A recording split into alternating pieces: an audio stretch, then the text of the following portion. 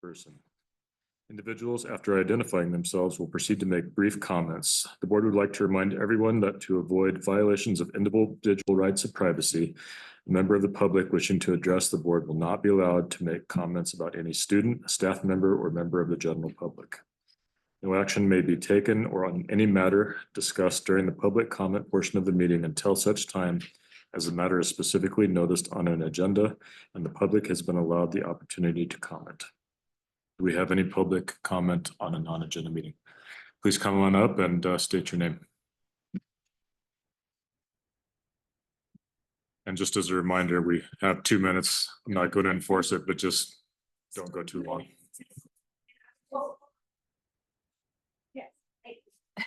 Good. Thank you. Okay. My name is Kesnell, and I was just wondering why the new drop-off pickups wasn't on the agenda for the elementary schools, because it's a mess. So I'm just trying to figure out what triggered it and what the resolution is. So I think basically. Dee Dee will be explaining that later on in this meeting. Is that correct? We do have an update. It's under the elementary. Oh, okay, it must not have been in there when I checked it. So, okay, that was it. I'll just listen for the update then. Yeah, thank you. Thank you. Do we have any other public comments? Okay. Seeing none, we'll move on to leader reports. Start with Dee Dee. All right. Well, welcome back, everyone. We'd like to thank our school board, our employees, and our community, our families for their contributions to the start of the school year. It, takes a lot of work on everybody's part to get kids here and be ready for that. And so I just am, it's a joy to see that happen. We are finalizing informational materials with the city to provide voters information regarding the land exchange. We're scheduling 2 drop-in open houses. One is Wednesday, September 18th. It'll be in the evening, 5 to 7 or 6 to 8. We're not quite sure yet, but we'll be getting that out. So we'll have that ad in the paper for this Thursday. And Saturday, October 12th from 8 to 10 a.m. We're working on flyers to have available for people and to go out to residents, as well as FAQs on both websites, the city's website and our website. We're going to have a booth at the Fall Festival and hope to see everybody there. We'll have lots of pictures and descriptions and explanations and answers to questions. So please stop by and see us. There is information in my written report regarding the concession stand kickoff. Also, information is in there about our current enrollment numbers, which have increased slightly from our February count. I was asked about our exit interview process. So when somebody leaves the district, what happens with that? So the board has copies of the questions that we ask in our exit interview. What happens is when a person resigns from the district, they receive an email with a bunch of information on it. One of it is a link to our online survey. And the survey just asks questions about their experience here in the district. National participation in surveys like this run like 15 to 30%. You can get it higher by working on your culture in your organization. And so that would be our goal. We saw very few surveys return in the spring, and a few people opted to come in for in-person conversations, which is great, and also offered. Right now, we're looking at revamping the survey questions, maybe making it a lot shorter, thinking that we can increase the participation rate with that. We're working on parsing out our data of people who left from March 1st to June 30th, kind of that spring window, to look at our retention rates, how they compare nationally, things like that. So we'll have that information coming in the next week or so. Are there any questions? What is this based on? Where did you get the questions on this particular survey? Thomas, where did we get the questions on this particular survey? So we had a survey previously that was printed out and given to all employees. And that is more than just a condensed version of that. Those questions from that original survey that we had. Okay. Do we make sure that the surveys are emailed and that people know that they're emailed before their email's turned off? Yeah, so, well, they should be going to the personal email, not their BSD email.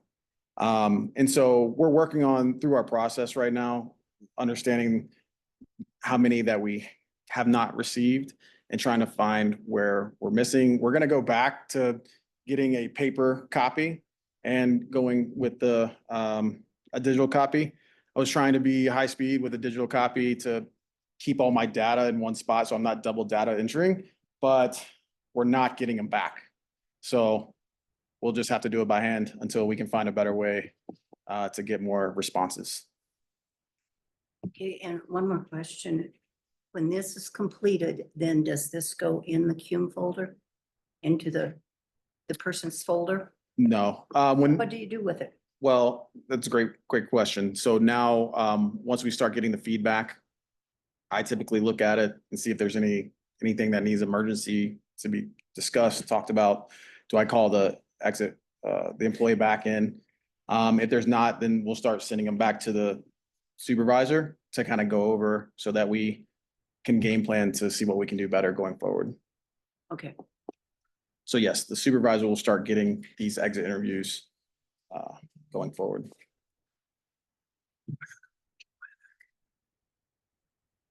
Okay, any other questions? The only other question I have, I'm guessing you're gonna take the data and correlate it so that you can develop trends on what the causes are, if there's any causal issues between these exits. Right. What percentage of that's So I'm creating an HR dashboard that's gonna let me know all this stuff, right? Like, are people leaving because of costs, moving, XYZ, there's a list on that paper. right? That's also gonna go into data that allows me to look, are people leaving within the first year, within the first 5 years? Like, what does that trend look like as well? So that's all gonna go into an HR dashboard that I'm creating.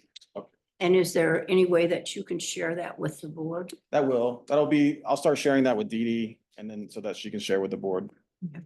more frequently, so we can have better updates. Thank you. We try to keep the It was on river out now. purpose. Fine for us, but for the public, it might be a little awkward. I'll go shut the door. Thank you. Thank you, Thomas. So if you really wanted to get in.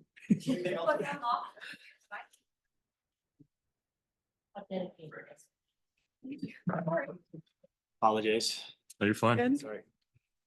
One more update in my board report. We're going to present information now about the supervision and evaluation process for our building level administrators. That's the principals, the assistant principals, and the AD. Supervision includes things like support, professional development, working together for goal setting, things like that. The evaluation process continues all year and concludes with a summative evaluation, which is kind of the traditional evaluation process that we've looked at before. We've made some changes to that, so it's we feel like it's a little more robust. Last year, we did some adjustments to our process and gathered feedback on that. And we've made additional adjustments this year, and Trey's going to talk about that with you. You have you have copies of documents, the school leader framework and these two. Sure. Chart. Yeah. Thank you, Dee Dee. If you would just take a brief look at the school leader framework. We met with the Office of Student Achievement for input. Last year, as Dee Dee said, we had the principals look at this document and they selected a couple areas for evaluation. And so that was part of the process. And now for the current year, we're going to use all 8 of these areas as part of the evaluation. So there's 4 domains. If you look at those, there's school leadership, organizational leadership, human resource leadership, and then professionalism and communication. And so this framework aligns relatively close to the teacher evaluation system with domains and then specific standards. And so under each standard, like instructional leadership, you'll see what it is, it defines it, and then it gives some examples of things that the leaders are looking to demonstrate. And so those are the areas that we'll be utilizing for principals in terms of helping them through the evaluation process. And also this will also strengthen and aligns with our school improvement plan process. So there's a lot of good things that are coming out as a result of this framework. On the second page, you'll see that there's a chart, it's a timeline. There's the evaluation process is basically in 4 phases. There's an orientation phase, which we've completed earlier in the month of August. And then if you look at, there's some tasks. So those tasks were completed. Phase 2 is the planning phase. And then I have scheduled those meetings with those principals.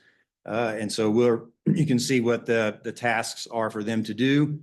And then phase 3 will be hopefully complete that in November, which is the first formative evaluation process.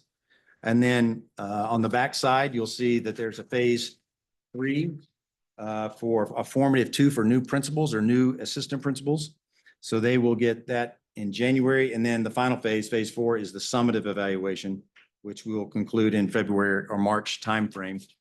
And then as part of that, principals will provide documentation for each standard that's listed here. So for those 8 standards, they'll provide documentation for those, and that could be, school initiatives, part of their school improvement plan, professional development plans, newsletters, professional growth opportunities they've had, committees they've served on, presentations that they've done for staff and other organizations. And so those types of things that would be evidence of how they've met those areas on the domains. And so prior to us finalizing the evaluation process, the superintendent will review all those evaluations prior to finalizing them. I will say that this plan was embraced by all the principals. One reason was they believe they have a very clear directive of how they will proceed going forward. And they have clear expectations, and then they know they're going to get support and guidance throughout the year because we've got a plan in terms of how we're going to phase it out. Phase out over the year to make course corrections as needed and get input and guidance from our office. So that's kind of a 40,000-foot view of our plan. As Dee Dee mentioned, this is for assistant principals and the athletic director. Obviously, the athletic director is a little bit modified, but he's still responsible for instructional leadership in the building. That he doesn't get out of that just because he's an athletic director. Each one of these areas has been modified to address specific functions he has as an athletic and activities director. So, Questions? Looks good. Is this pretty different from what we did in the past? Yeah, it's much more substantive, I think, much more clear. And I think that's part of what, being all on the same page about what do we call an excellent administrator? How can we show that we're doing that work? How can we serve as supports to make sure that's happening? I think in the past, it was a little more traditional. There was certainly coaching and support going on through the year, but then the summative eval was pretty much the one piece of it. So I think this provides a lot more support and camaraderie and movement together towards making sure that Belgrade is the best place in the world. Do we do something similar for teachers? Mm-hmm. Okay. Yeah, the 8 quadrants that you're seeing, there's a similar model that we use. It's called the Danielson model for teachers. And so they have different expectations. You doing okay over there?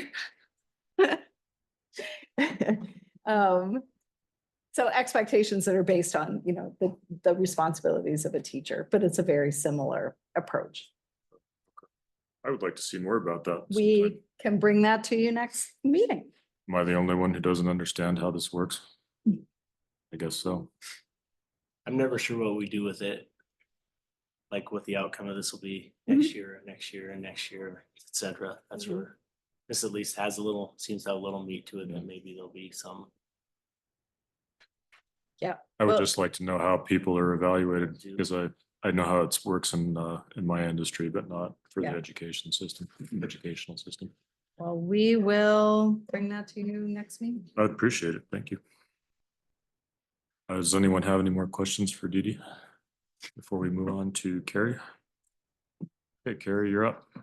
Most of my stuff is in here, but the big thing that I'll talk about is down on the agenda a little further, that deals with the Department of Revenue and taxable values in the district, so I'll save my breath for all of that information, unless you guys have any question about anything that I put in my report. There wasn't much there.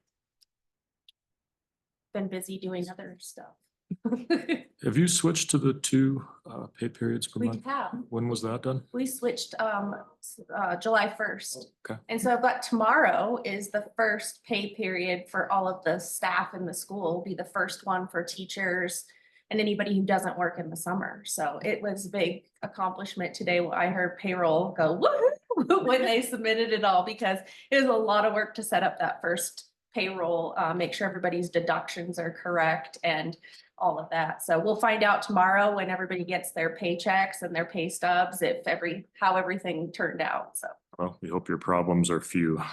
me too. They worked really hard to try to minimize them. There's always something that gets missed, so. Thank you for putting that Where's your effort. conference at? Nashville. Any other questions for Carrie?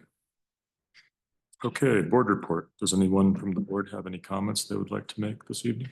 I did the letters for the fall, 495 plus.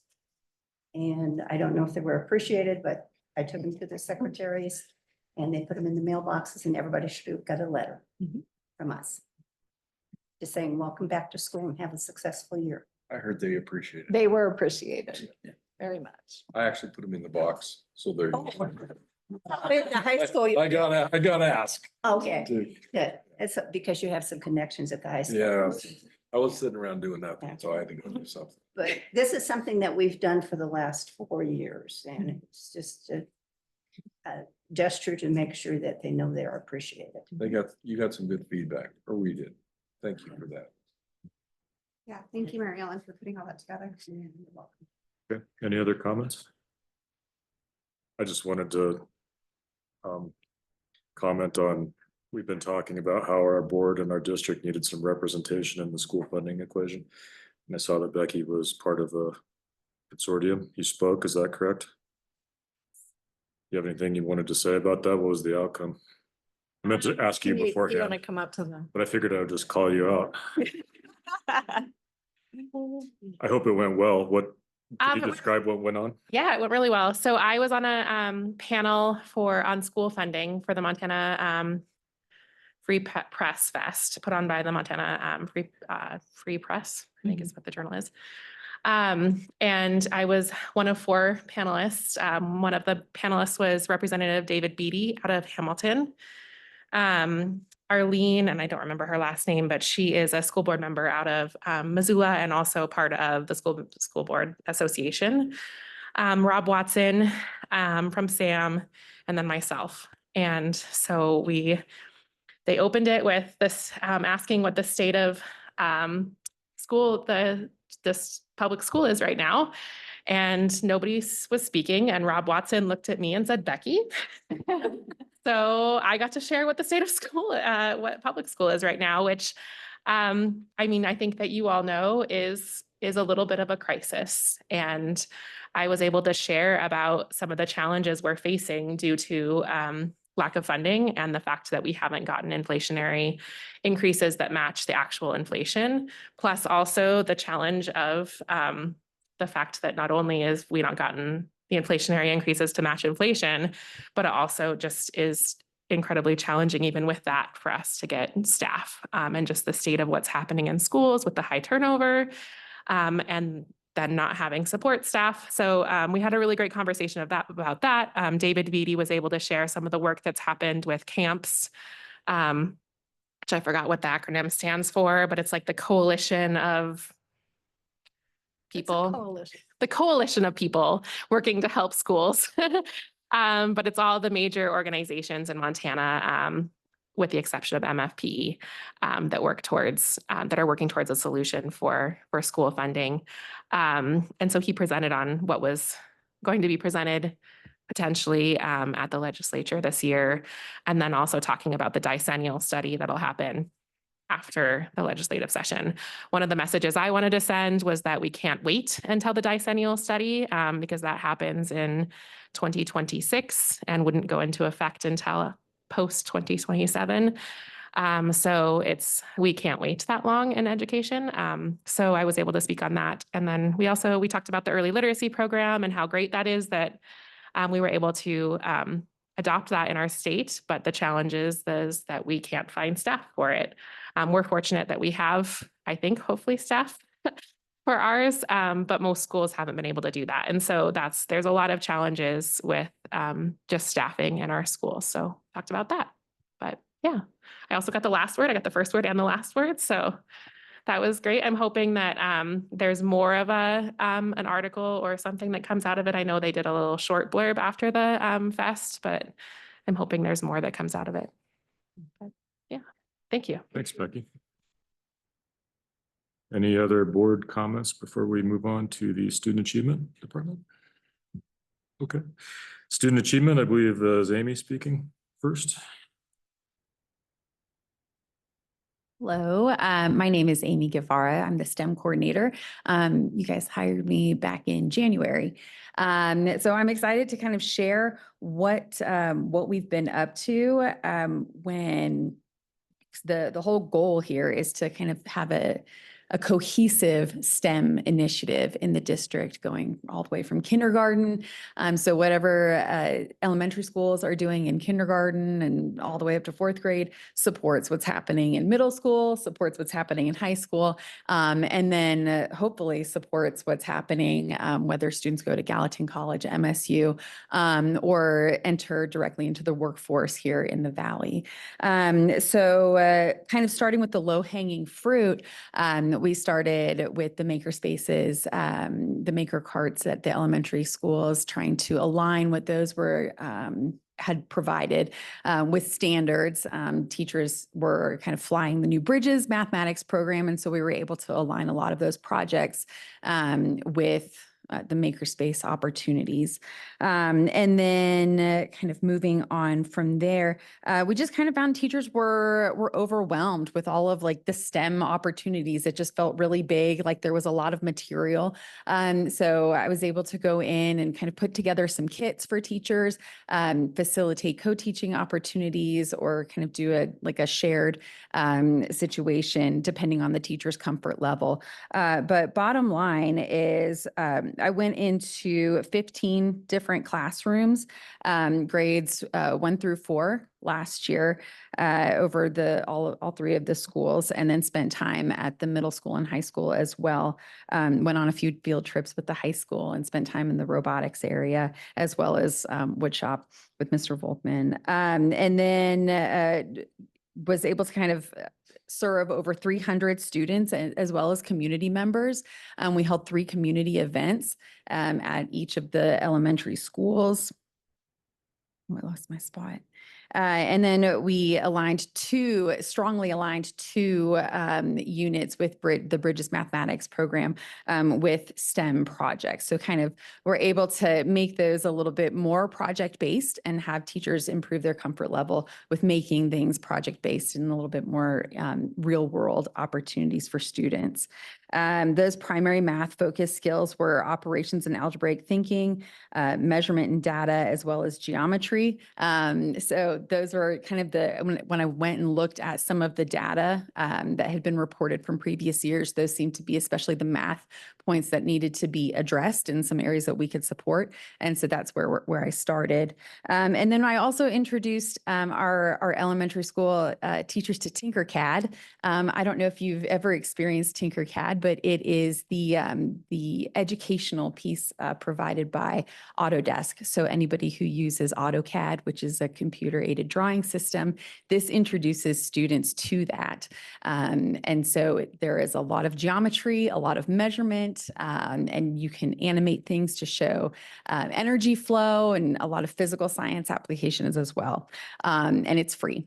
So, and supported by Autodesk, which is extremely reputable. At the end of last year, we've spent a bit more now, but at the end of the school year last year, we had spent almost $10,000. And that went to purchase a PLA 3D printer. So when students now can make their 3D designs when they're doing those Bridges Aligned projects, they can print them out. And then we also purchased some elementary robotics kits. So those are housed here in HEC, and I can bring those resources to teachers as they need. We also updated the middle school and high school robotics and STEM class supplies. So that number that I just said to you has actually gone up because we were able to subsidize some of what Ms. White is doing in her program, as well as update Valerie Morris's robotics program as well. And then just kind of some consumables, some STEM night supplies. The STEM nights were the community events that we had. So supplies for that as well. Moving forward, we've really started to focus at the elementary level on Amplify and marrying STEM opportunities with the language arts program. And so between Bridges and language arts and all of that, we're kind of all working together. I've also built a resource library that teachers can go to, and I email teachers on a regular basis about different opportunities that are available to them that are standards based. And then if they need any help implementing that, then I'm here for it. We are going to focus on a few things. One of the math focuses this year is data science. It is quickly becoming an important part of language arts, which sounds a little strange, but it's a way for students to be able to look at things like graphs and data and numbers and make sense of it, and a better way to kind of tell about what's going on in their world. We're also working really to work with the Montana Chamber. It's a program called Empowered. And I'm really excited about this because this is leading to, I'm sure you've heard of it because I'm from Florida and I heard of it. There was $41 million in the Headwaters Tech Hub grant that was given by it was a federal donation or grant rather. And that went to support the photonics industry. So photonics is optics and lasers, and there are so many applications from, what you see on your phone is photonics to the fiber optic cables. There's even LiDAR sensing that helps aviation kind of sense methane leaks in the area. And so there's a ton of industry opportunity in photonics. And so the goal now is to kind of help funnel our students into this huge industry that is really like centered in our valley. So I'm really looking forward to that and working with the chamber on that as well. So yeah, I know that was kind of a lot, but any questions or anything like that, I'd love to respond to those. Okay, thanks. Okay, guys. thank you. Thank you. Thank you. Let's see, and then Matt and Mary, did you want to speak about something as well?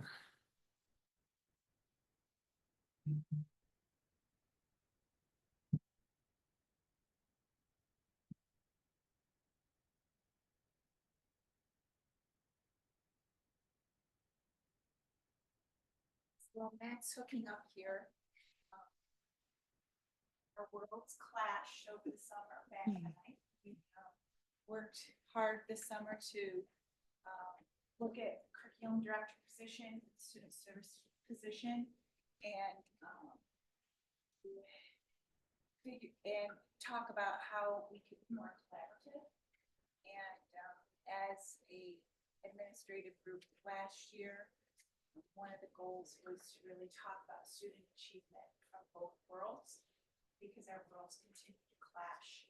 So Matt and I worked throughout the summer and had some initiatives from Dee Dee on how, she felt that the worlds collided. And we spent a lot of time going over goals and the different parts of our jobs that could be collaborative. So Matt is putting up a little graphic here for you that we've been kind of using. You can see the two previous titles, student service director and then the curriculum director. And there's definitely distinct jobs that we both do. And then there was this middle column of where the worlds kind of collaborated a lot. So Matt, do you want to kind of talk about those categories? Yeah, sure. So when Mary and I sat down this summer, we were looking at the district as a whole, and there was a lot of independent pieces to it. IT working over here, special ed over here, gen ed over here, and it was a little lack of communication between all three. So we're trying to create a more systematic approach to things. So that's where the stuff in the middle came from. When you're talking students that have an IEP, or students that are speaking English as a second language, or students that have 504s, all those different students are general education students first that have special assistance. So they're not a special ed kid, they're a gen ed kid that needs an IEP. So that's where we're trying to change the language a little bit, and that goes into the middle piece why we're collaborating on this. So everything that's in yellow, we sat down and kind of looked at, okay, what would we want to tackle year one? So year one, we're talking about a lot of program implementation. We're working on classroom visits, the walkthrough protocol. Got an instructional coach at the middle school, which has been helpful, and just trying to be more visible in the buildings, all of us in the district office. So that falls under the curriculum perspective. And then instruction, we're talking, what does good quality instruction look like? Working on our MTSS model. The K4 has a really good model. Now, what does that look like at the middle school, and developing that? Standards-based instruction, doing some work that we finished with in June to carry that over into this year now, refining some assessments, making some 4.0 assessments, which is above and beyond the standard. We'll be working on that. PLCs, kind of refocusing the efforts there. Assessments, we talked a little about those common formative assessments and refining those, and then using that data inside of our PLCs to make very good quality instructional choices. And then focusing our professional development with what are the PD pieces that can help with tier one strategies, which is our general instruction. And then down into educational programs, working on all of our teachers getting some English language learner support. You guys got a presentation last month on the gifted program, the STEM program presented tonight, and then we got the our EL program up and running at Story Creek, and then getting those services into all of those spaces as well. So that middle column, you'll see the assessments, professional development, educational programs, curriculum instruction. Those are the 5 areas where the collaboration between student services and the curriculum kind of mesh. And we talk about, for example, we look at common informative assessments, just, thinking, how does, the special programs that we serve, how we service students and the general population, how those two worlds come together and to have effective common formative assessments for everyone. with all of these areas, really looking at how we pull in the resources from all of our programs and having a cohesive Model, direction. yeah. Trying to create synergy. It's my word of the year, synergy. Art? From both of you, I guess, I'm curious if you have the resources that you wanted, and or if you have any openings or that you still have out there. Harry, can you step up to the microphone? Yes, I Sorry. think that, you know, that was one of the pieces as we started looking at all of our resources throughout the district. It's not so much do we need more, but how could we utilize resources we have and work effectively together? So I think that, yeah, we do definitely have pockets of, you know, pockets of employment that we haven't filled and that we continue to try to fill, and we're creative about how to fill those positions that we don't have people for. But I think that's the beauty of the world's coming together to think about, like, what's on this side that could help this side, and really utilizing our resources and being more effective with what we have instead of asking for more, but how could we utilize what we have better before we start asking for more, is a lot of the conversations that we have. And so right to this point, you're good, or you believe you might be okay with the resources you. Yeah, I currently think have? I think the positions that we have in place are good. I think that not all of them are filled, but we continue to work on that. Okay. But I think that the positions that we've created to support all of this is adequate. There's just some pieces that we still need to work on, filling, which we, work on every day. And Yeah. so I don't think we need to, at this point, that's what we're looking at. We need to add, we need to take away. How could we use what we have effectively and efficiently? So we didn't lose resources in those areas that would cause you a problem for the coming year. I don't feel like we've lost anything. Like I said, there's a few positions that need to be filled. They're Right. there. But, I don't think there's anything that we said, that we've X'd out and then said, oh my goodness, like this is a deficit now. I think that those were really thought out, how we strategized this year. Would you agree with that? Mhm. I think it's great that you guys did that. What was your word? Synergy. Synergy. Got to do the hands. I did. It's like automatic. Good. No, that's great to help kind of solve a problem that we've been having, but also just like you said, everything clashes and make it work together. So I think it's great that you guys did that. Thank you. What's the integrity versus fidelity? I can speak to that. So when the idea is when you adopt some new curricular materials, we're not looking for regurgitation and robotic teaching. So teaching with fidelity is teaching it word for word and not skipping anything, not doing anything different than what the materials tell you to do. Integrity is relying on the teachers more. You know your kids, you know the timeframes that you have, you know their ability levels. So what pieces of that can you shorten up? What do you need to go more in depth on? What do you need to supplement to give them a little bit more on top of what they're already getting? So you're not going to put it on a shelf. You're going to use the materials, but where can you tweak it to fit the needs of your kids?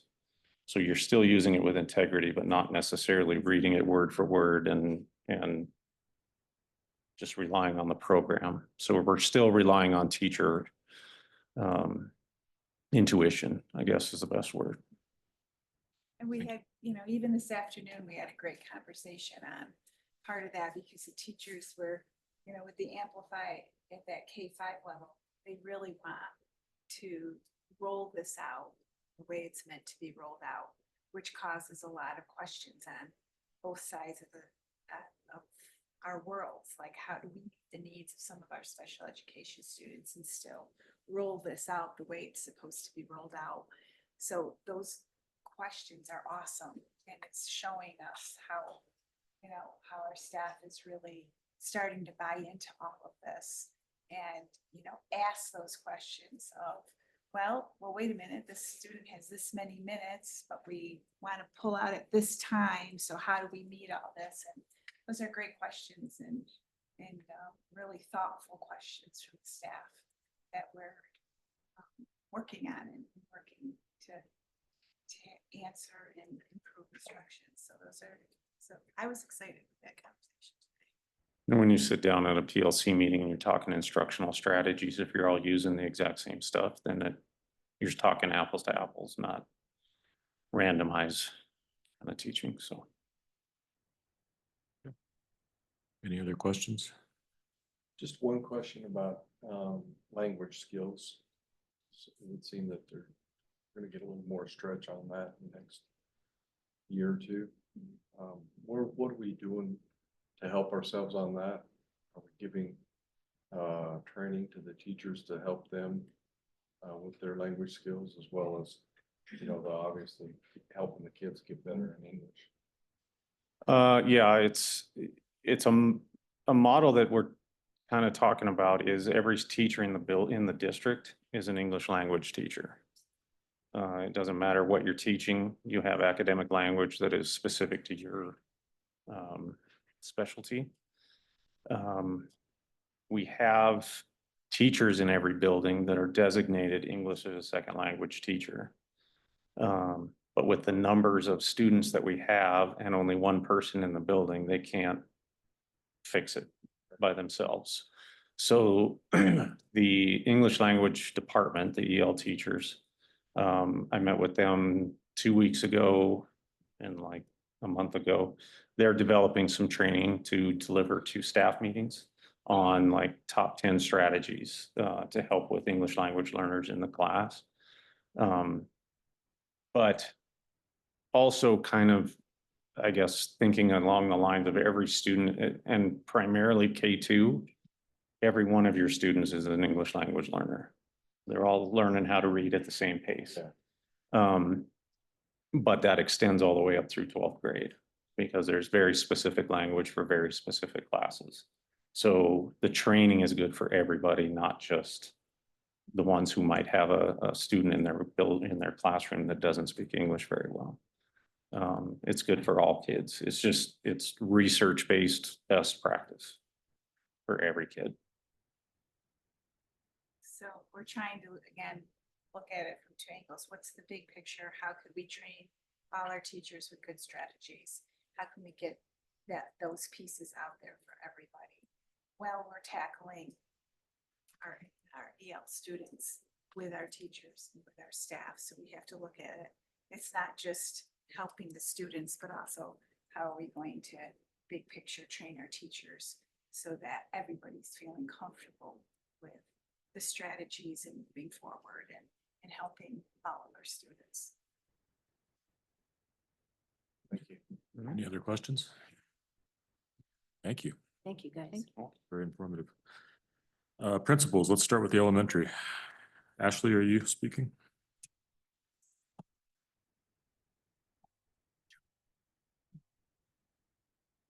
I don't have a whole lot to report other than I think all three elementaries are off to a good start. We met with all staff in all three schools on the first PIR day, which is the first time we've done that. So that was really exciting to have all three buildings together and be able to send the same message and talk about how we want to be in better alignment together. So that was really positive.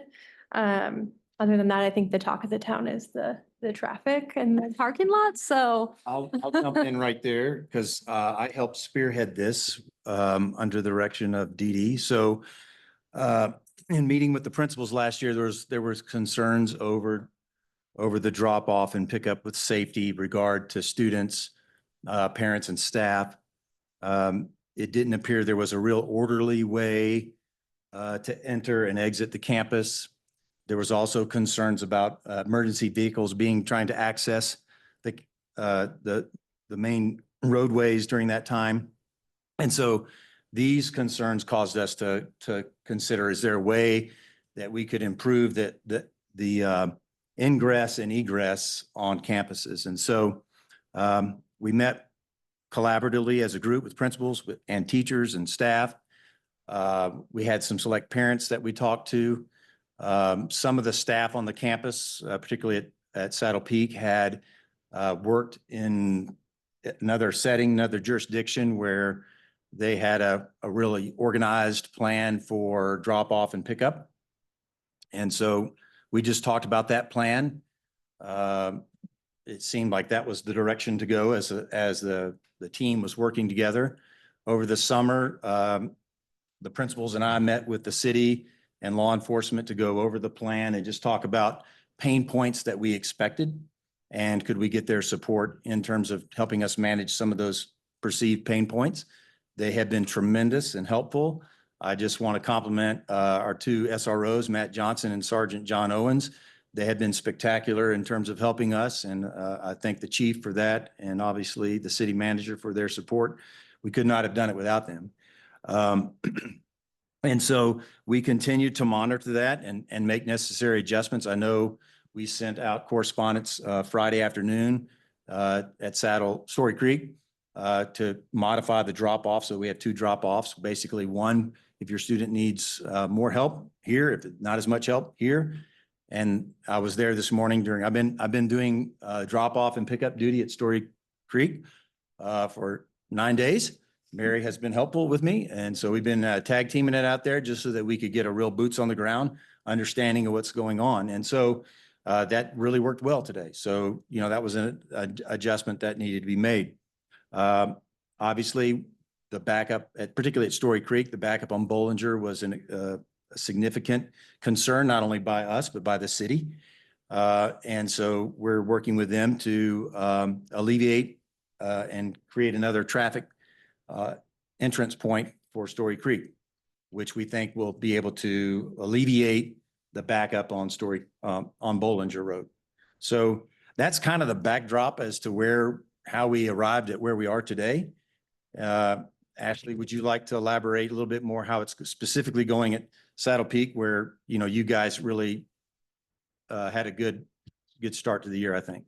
Yeah, the first day was a little tricky, but we have all my staff have been kind of bought into this. So I haven't had a day yet where my entire staff isn't outside opening doors to greet kids in the morning and meet their parents. I had one grandpa of a young gal say, this is like having just like front row service and valet. And I just pull up and you guys greet me and my kid and let me out.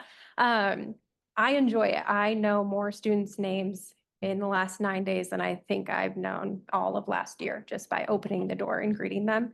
After school, we have really figured out the best system.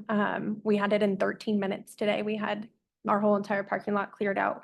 Parents are just more patient. It took time, but we have quite the flow now and the same people doing the same jobs. And so they're comfortable. So I really love it. I feel like my kids are safe.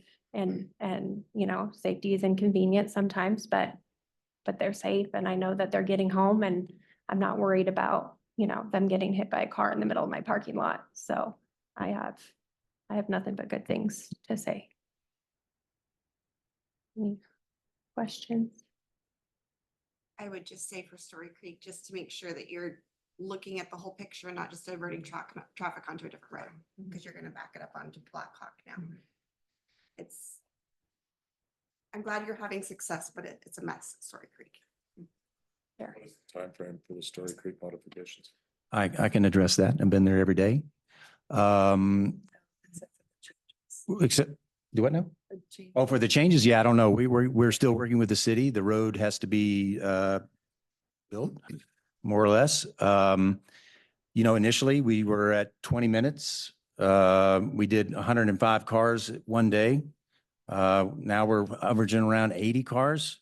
We've averaged today, about 15 minutes. We did 78 cars in 15 minutes today.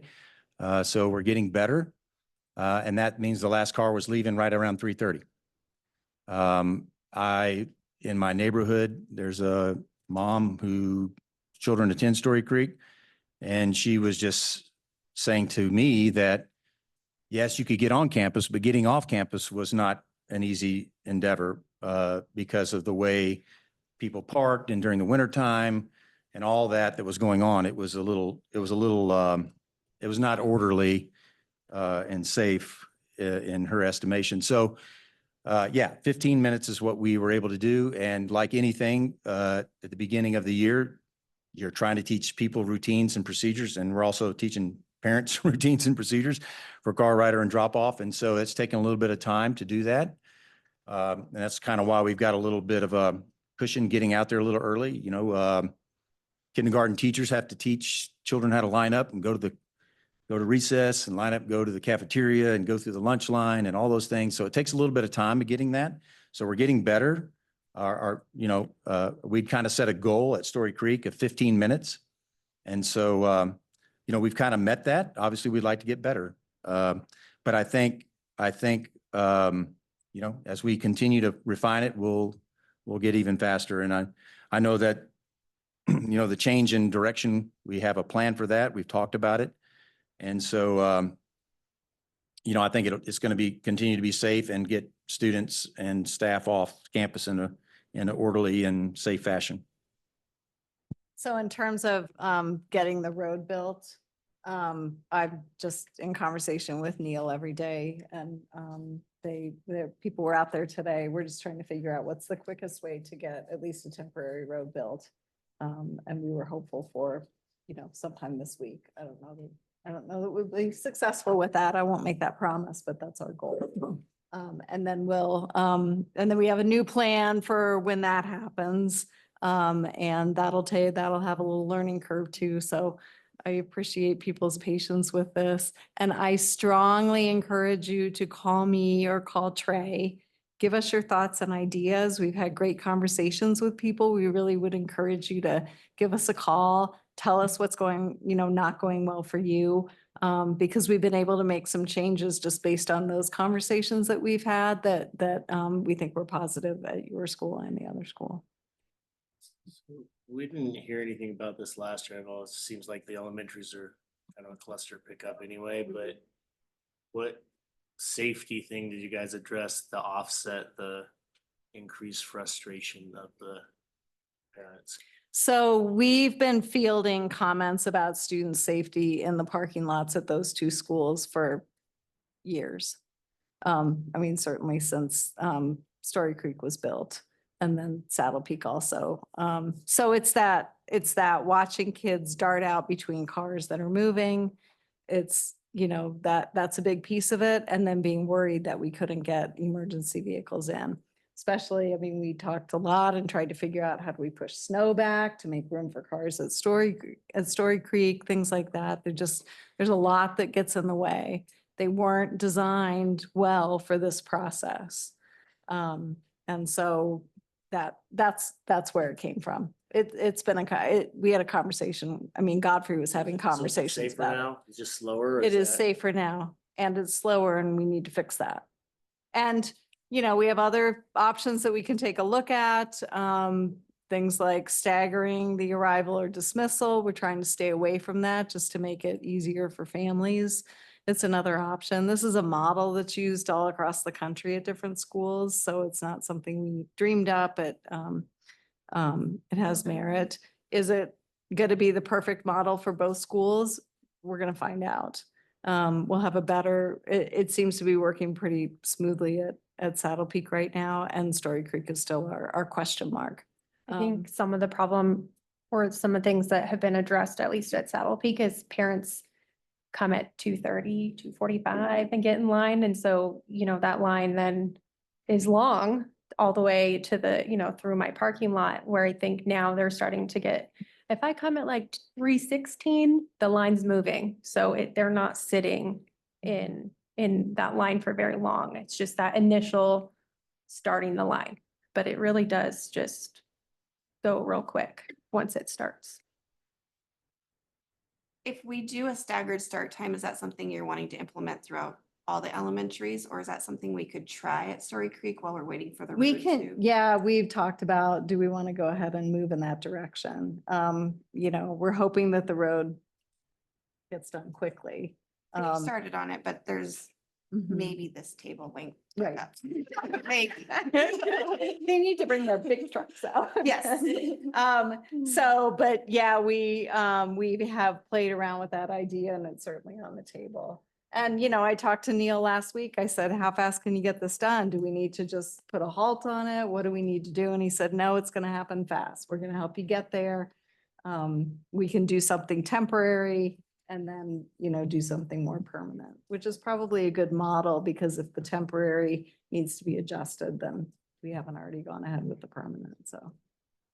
It's surprising a little bit. I guess maybe this is part of why we're picking a new architect, it looks like, because this is discussed every time we built the school, ingress and egress. We talk about it how we're gonna divvy up all our acreage over there. Like, it's kind of shocking that we're having that issue. And I remember bringing that up when we built the school because I had issues at Saddle Peak Yeah. when we would do drop off. So I said, is this going to be better than Saddle Peak? So the question is, have we learned our lesson? So Do we know what we're the gonna do? first thing we're gonna design in a new school that we build is the arrival and drop off. Yeah, I have a question on the number of students being dropped off at Story Creek by parents as opposed to those riding buses. What's that percentage? Are more people driving than Well, at Story Creek? Yes.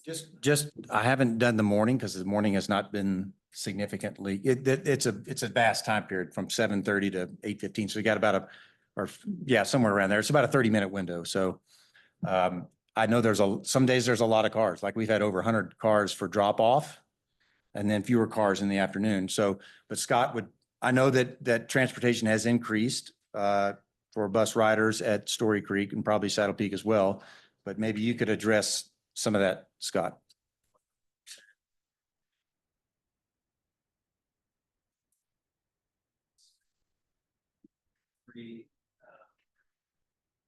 Scott, can you come up? Oh, I like hanging out back. No, thanks. This wasn't supposed to be mine. So we have, I'm guessing about 55 per bus. So 3 Story Creek buses. So what does that make 165 kids plus your EL4 and your sped kids. So what you're saying is that there are more parents driving kids than kids riding on the bus? No, there's more because you only have 105 that are Okay. on vehicles. Granted, I don't know if there's multiple Probably pretty kids, close to but- equal, I would say, because a lot of those kids walk. There's, But- I mean, so many kids walking over to Prescott Ranch right there. There's those new apartment or whatever they're townhomes that are built right across the street, and then our subdivision, those kids walk. And a lot of times, same thing, those parents will come and pick up in those areas because they're close enough, but they don't want their kids walking through the subdivision. And then Saddle Peak, how many cars do you have? Roughly every day between 80 and 90. We have a So- lot of walkers right now. So I'd say there's more of walkers and riders, parents at Saddle Peak than bus kids.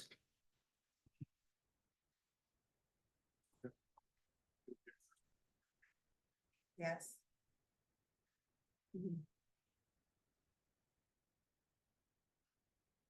Thank you. Thank you. Anything else for me? I don't, does anyone have any questions for Ashley besides the busing or the drop off and pick off? Did the parents who Well, Yes. there was one question about that, but I just wanted you to know it's pretty high priority for the district and they're working on it feverishly to get it taken care of. And we apologize for the inconvenience, but the board is aware of it. These guys are aware of it and they're doing their best to address it as fast as they can. Anything else? Okay, middle school, Julia. Good evening, everyone. Mary Ellen, people are appreciative and bored of the letters, and they're especially appreciative of the breakfast too. They all love that. It's been a fast and furious beginning to the school year. with our fifth grade meet and greet and our back to school night, well attended as usual at the very beginning of the year. With that being said, always at the very beginning of the year, thanks to Scott and his crew, we always have our bus evacuation. And out of a big building such as the middle school, it took us about 2 minutes. Well, it did take us 2 minutes, 30 seconds to get out of that building for all the kids, which is just over 1,000 now. And then once the kids are out of the building, we have to make sure they're all accounted for before they can enter the buses or before they can get on the buses. And that took another 2 minutes and 30 seconds. So to clear all those zones. So that was, I was glad to see that. However, all the kids are always on their best behavior at the very beginning of the year. So we'll try to keep that as our goal as we go through the rest of the year too. As I mentioned, our enrollment is just over 1,000 now. We have a lot of kids participating in our activities, which is what we love to see. We've got 221 participants in volleyball. We've got 45 seventh graders, 46 eighth graders. We have about 5 teams per grade level, which is great. Football, we have 59 seventh graders, 42 eighth graders participating, and our cross country right now is 30. And so those are some of our highest numbers that we've had in a while. We are still looking to fill a few positions. Knock on wood, we're getting there. Hopefully we're getting, hoping that I hired a health position today and a couple more that we're looking at. We did have a guest speaker right off the bat at the beginning of the school year, working with our student body on bullying awareness and also on team building, which we work within our teams. We've been working with our committees already as we're doing a lot of committee work and trying to work toward our goals and activities, some of which Mary and Matt talked about as well. Our department heads and team leaders are establishing their norms and protocols with their teams. And thanks again for our English department, math department. It's been a while since we've had a nice consistent K-5 and a 6-12 curriculum. We're very thankful for that. And also the new position for instructional coach. It's very nice. We appreciate it. Thanks. Any questions for Julie? Thanks, Julie. Okay. High school update. Looks like Bert is here. Just a few things. I'll talk about AP at the end and answer any questions of anything that was on the board report. But again, like the middle school, it's been an excellent start to the school year, very positive. You know, we're trying to fine tune some things and starting now with academic or attendance and starting to track that and how we're responding to that. I think we finished the year last year well, documenting and addressing discipline. So we're going to kind of hit the road running with that, but hopefully we won't be dealing with too much of that. But before I get to the AP, any questions about anything else from the board report? With AP, there's a lot of data. I don't know if Shanna attached AP scores. There's a lot of data in there. I just want to kind of give an overview of where we're at, what we're doing, and answer any questions or write down any questions I don't have answers to and find them. You know, there's some definite positives. Biology with Sarah Tabor in her first year teaching AP, and she took over mid-year, 90% with 3 or high, 3 or above. Courtney Walliser had some great success in computer science principles and computer science A. Smaller numbers of students taking those classes, but she was at 85% and 100% with above 3s. And Russell Earp's U.S. history was at 83.3%. Vast majority of our courses were above 60% with 3 or higher. And if you don't know, 3 or higher means you earn college credit or can substitute that for college credit. Some things we're doing, and we started last year, was incorporating prep time into our instructional guidance period. We're trying to organize that a little better. You know, teacher training, we have, I think 13 of our 15 tests are going either to an all digital or a digital hybrid next year. So we had some teachers attend some AP Summer Institutes this year to work on training. Some of them are very, very concerned about that transition. And my only experience with the digital under the College Board was administering the PSAT last year, but it was very smooth from my end and from the student end. So I think that will go fine, but it is a different format. And I do know teachers are very concerned, but I think that will be a smooth transition.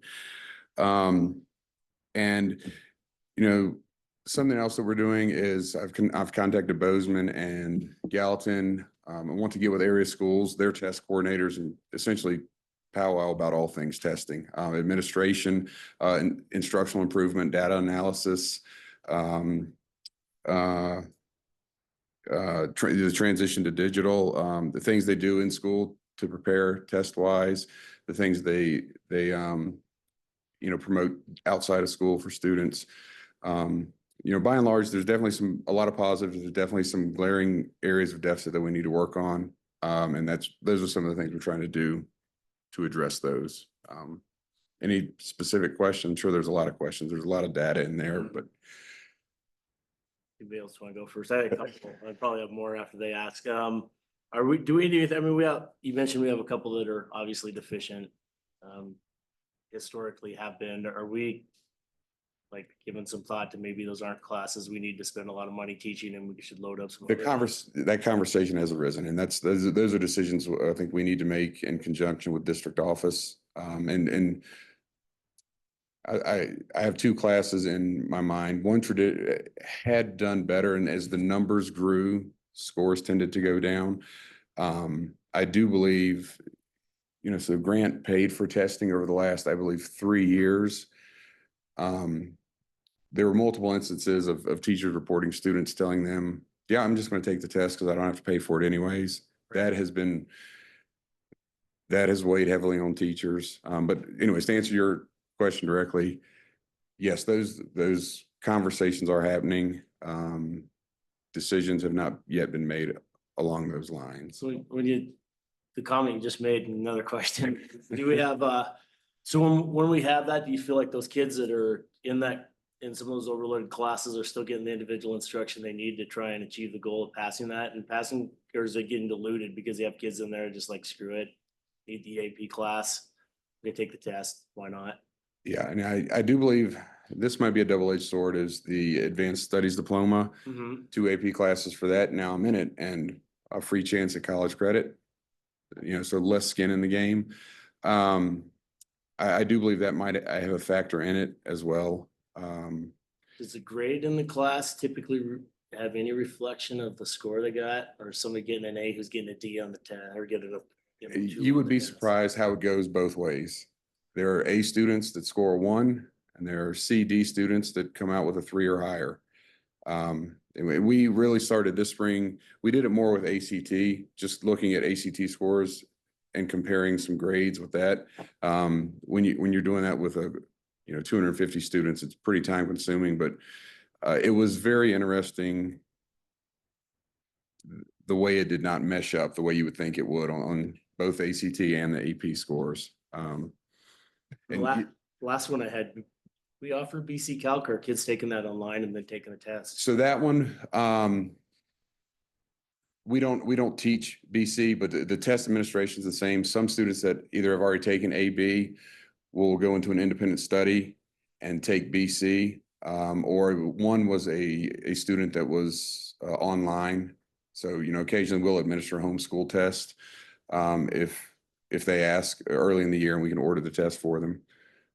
We don't pay for their test, but so those are, I did not include them in here, but we've had students also taking classes on Montana Digital Academy, more specifically with those micro and macro economics that we'll administer the test for. Thanks. Good. Mary Ellen? I had a question. You may have already answered it. It seemed like overall the number of kids taking AP classes was down. It seems like it's dropping. A lot of the classes, when I looked at the data, they'd start like with between 12 and 15 students 5 years ago, and this year it's only like 5. Does that seem correct? It does seem correct. One that really strikes me is U.S. history. It was a little down. I don't remember the exact number last year. I know when Mr. Bell taught it that there was a high number of students taking it. I believe instruction has become more rigorous in that class personally. I'm looking forward to seeing. So Mr. Herbst also teaches AP European history. Last year was the first year, and that one also is offered to sophomores, which that's a completely new experience. Where biology and statistics, where biology typically has lower numbers of students taking the test. This year was exceptionally low. I believe we were at 10. But that also is possible factors, sophomores taking their first AP class in European and statistics. So, you know, I think we're trying to look at from all angles and try and pinpoint some things. But I do look forward to seeing where AP European history goes, because Mr. Hurst is an excellent instructor and it's done very well this year. And the other thing I forgot to mention, as I get together with Bozeman and Gallatin, I'd love to just see what they're doing in the way of prerequisite. We have a pretty loose prerequisite system, and I guess that's a philosophical thing of, do we want all students accessing the classes? Or do we want there to be prerequisites, you know? So that's something I'm thinking about. I want to see what they're doing and you know, maybe start that conversation if we need to look, you know, I do know if you look at the old statistics on psychology, psychology junior or sophomore year, I think it's what had been junior year, was a prerequisites for psychology. If you look at the years past of psychology, those were exceptionally high scores. Where it is, we didn't offer it for 1 year due to teaching turnover, and it is shown, but so that, you know, that's something else to think about, is if that's a direction we want to go as well. So is the number of tests correlate the number of students in each of these categories taking the class? Yes. Yeah, so each of the students taking the test, they're in the class. Well, I got that part, but are there more students in the class that didn't take the test? There are. Okay. There are. So we don't know what the total number of students in each class is. It's going to be roughly that. I wouldn't say it would be very few students over the last few years when it has been offered, where the grant was paying for it, have opted not to take the test or at least sign up for the test, where registration's in November. And then I'll give you an example. Last year, there was a student in 5 AP classes showed up for 1 test, and no skin off her back. So, you know, a lot, that's an accurate number for the most part of what's in the class. There's not a ton of students not taking tests, but there's enough to consider other ways of funding and keeping their investment on the test. How did we get to this full list of AP classes? What was the genesis for all of these different classes? Is that something that's been developed over a decade, or? I think we were at 9 when I first started this. Last year was my 11th, I believe. You know, last year, Spanish language and culture, that was the first year, and that wasn't even taught as an AP class. That was taught as Spanish 4, knowing we were moving towards. So how many are we now? 15? Around 15, yes. AP European, this was the first year. We had under Nancy Francis a number of years ago, AP Computer Science Principles. Courtney Wallerser picked that back up. The Computer Science A was done under independent study for 2 students, and they both, you know, scored above a 3. So I'm trying to think of what else is new. Comparative government, or in politics, we used to just have government, and that's been picked up, I'd say, over the last 6 years. So, you know, new course proposals and approval by the board is kind of where that's grown. Aki, I don't know if it's been a focus of the board, but it's been something we've been interested in supporting historically. Just as a group, just it's a way to help our kids get an edge in college and save money. Yeah, no, I'm okay with that. I just was trying to understand. But that's the history of it is, and the previous superintendent was a big supporter. Yeah, I tend to be also a big supporter of AP. I'm just trying to get my head around this list. That's the history of why it's growing. Do we see the scores? I mean, it looks like in general, the scores are, except for in a couple of classes, that they're down a little bit. What's the reasoning behind that? I mean, I could certainly see 21, 22 being bad, but I'm starting to wonder why we'd have poor scores in 24 over 23. You know, I think that's where we're starting to really look at the data. And I again do believe the all-inclusiveness of it without a fee has made an impact. I can't say number-wise substantially how much, but I do know, again, multiple teachers across multiple courses have had grave concerns over what they hear from students about taking tests, because they're not paying for it, and that's, with a D in the class. So that's a big one. Yeah, and Tyler and I started in the spring, we still have a little ways to go, we looked at ACT and scores compared to grades and trying to compare ACT scores and AP scores.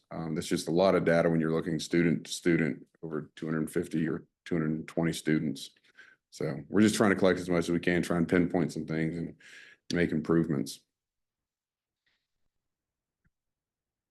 Any other questions for Bert?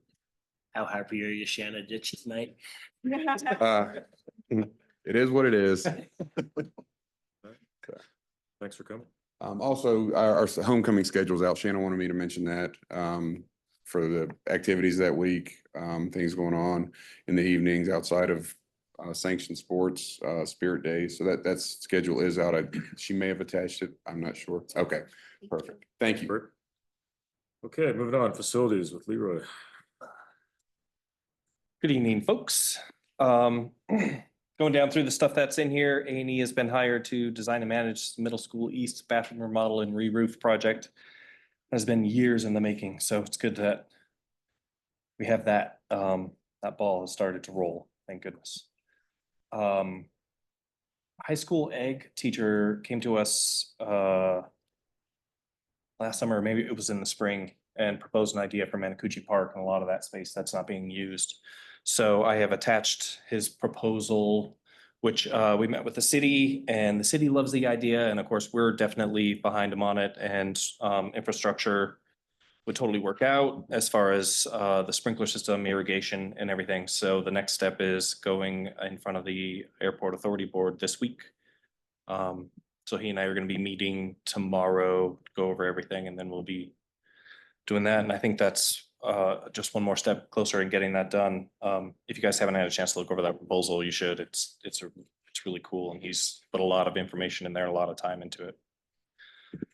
Custodial wise, of course, we are short. You hear that every month. We put it out to teachers again, that we they could offer to help and clean their own classrooms and actually get paid for it. 39 teachers across the district have signed up to help, and 19 of them are just at Ridgeview alone, which is awesome. Our head custodian went around knocking on doors, cold calling, and see who would be willing to help. So we're getting about 49 hours a week across the district from that. And then of course, still though, being so short, we had to hire a couple of third-party companies. So even with 99 hours a week, we're still 370 short. So it's still as rough as it ever has been. The maintenance tickets, we have 55 tickets, which is a reasonable level, but it was interesting I looked at last year and we had 100 more at the same time last year. So that's great. I mean, they've been making progress every month. And then also, I didn't put this in there, but I thought it would be cool to mention, back when the high school was remodeled, HVAC wise, they put in a bunch of packaged rooftop units for these classrooms, like choir band over in the commons. And these units aren't very smart, but they do their own logic. They weren't necessarily tied into our HVAC logic. They weren't able to be controlled. So I've been working with our HVAC controls vendor to get the necessary wiring and parts and stuff installed. And soon, hopefully within the next couple of weeks, I know parts have been ordered, wiring has been run. We're going to have economizer functionality in these things, which is something that should have been done and thought of back in 2019. And basically what that means is there's a night purge setting in our HVAC systems. When it's a hot day and a cool night, it'll actually run in the middle of the night, help pre-cool the building down so you come into a cool building. Those units don't have smart enough brains to be able to handle that. So that's getting incorporated into our HVAC software. Probably get installed right when the weather cools down, but at least the end of next school year and throughout the summer, we'll be starting the days off with cooler rooms and spaces over in the high school, which is big. And it's fairly economical. It only costs us about $5,000 for a total of 6 units. So of course, that's preliminary numbers. We'll see when the invoices come in. You guys have any questions? Is everything back up and running in the high school after the water damage? Yes, everything is. School has started. There are a couple of outlying things. some seams and some countertops, which we need to get addressed. But as far as for school to be running, yes, there's a couple of small things. There's a horn strobe that still hasn't shown up, that was ruined. That has to get installed. But outside of that, yeah. That was a fun little dash at the end.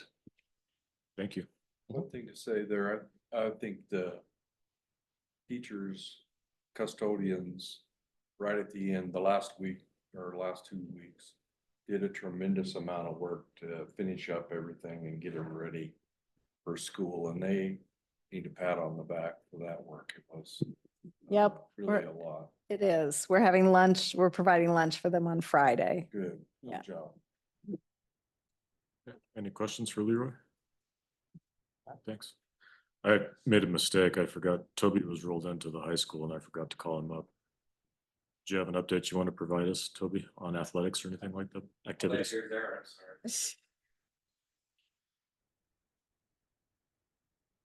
I was just apologizing for forgetting you. Did you want to come up and provide any updates for activities and athletics? Thank you. You should have candy in your mouth. I waited until you had something in your mouth. Sorry, I saw you looking at me and I was like, here's. It was my bad. Yeah, so an update on eighth grade inclusion for the soccer. That was pretty neat. They were able to play this last Saturday. And by bringing 5 girls in, they kind of filled in that JV spot, which gave them 18 players, and then able to move up enough players to not swing as much, saving their legs for varsity play. There was a big improvement. There was a lot more subbing going on. So right now we're sitting at 18 JV players and 17 varsity players. And it's a very comfortable spot to be. So it's added a lot of relaxation, good team camaraderie. I've talked to some of the parents of the 8th graders, and they say their kids are coming home, just loving it, being included by the bigs, they call them, created like a big sister kind of thing, big sister, little sister. So it's working really well. We have one 8th grade boy that took it, helping out the numbers for the JV as well. And it's working really well. It's so thank you for that. And the coaches wanted me to pass on because I asked them, you want me to read anything to the board about the 8th graders? And they just said, just tell them thank you. More than anything, they really feel the difference. Be able to finish our season. I know Great Falls High, I talked to the AD today, and he said that they've canceled their last 2 JV games. And they're looking at, hopefully, they really want to be able to field a JV game for us this coming Thursday. So Friday, excuse me. So other schools are feeling that too, the pinch of soccer. And but I think we did a good job of trying to come together and create a solution and have our community kids still come in and help. So it's been great.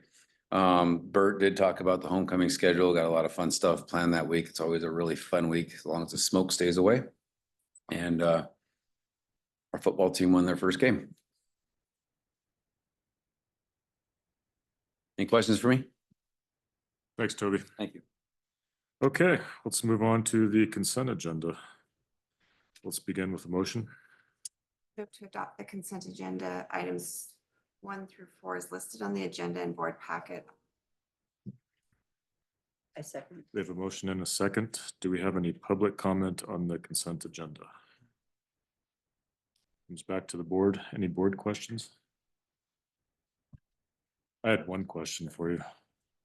I just noticed I believe there was a 3rd grade teacher resigned. What do you do in those cases? Like, were you anticipating this, or how do you transition? Like when somebody quits in the middle of the year like that? Yeah, luckily, we have a great substitute pool. And so we reach out to our substitute pool and see if we have any qualified candidates there that would like to do a long-term sub position. And so thanks to the board last year for increasing our certified and non-certified sub rates, that helps us keep pretty healthy sub pool so that we can pull a long-term sub pretty quickly. Anything else that you want to add to that? I think it's challenging for sure. Yeah. Doesn't, have a big enough, we don't have a big enough pool in the spring of teachers. Wait till before school starts. So it started out with a sub, is that what happened? We had a position, we were able to hire somebody. Oh, okay, perfect. Yep, thank you. It was almost gonna be me.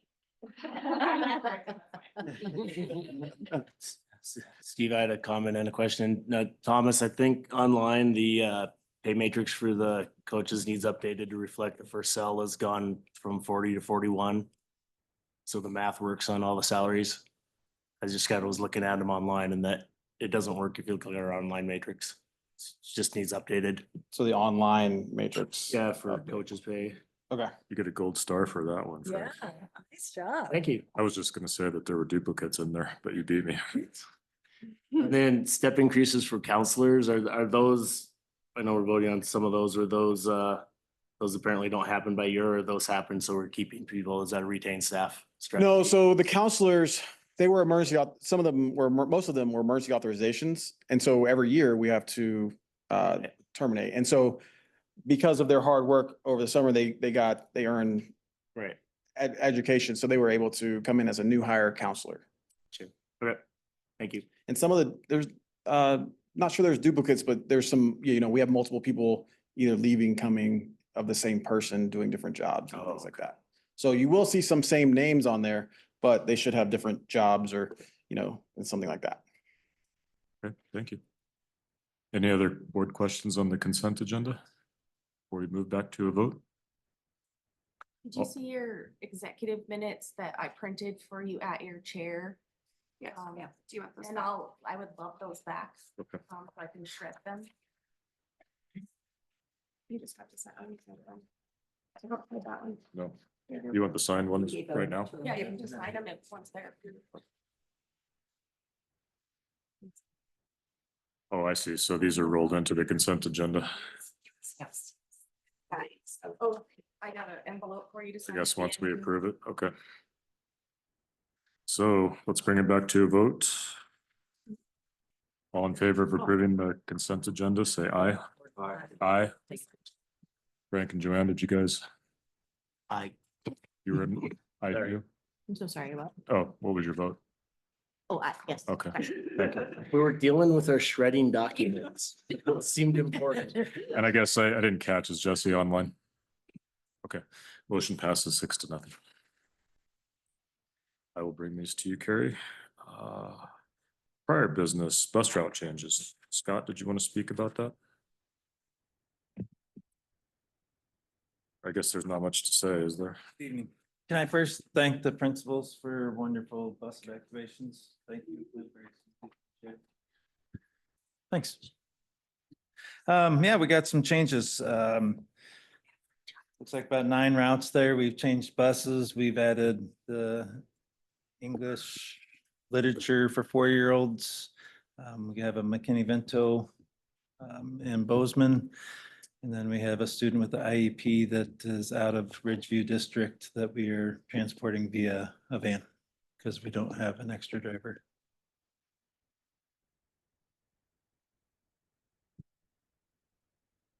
We have a motion to continue.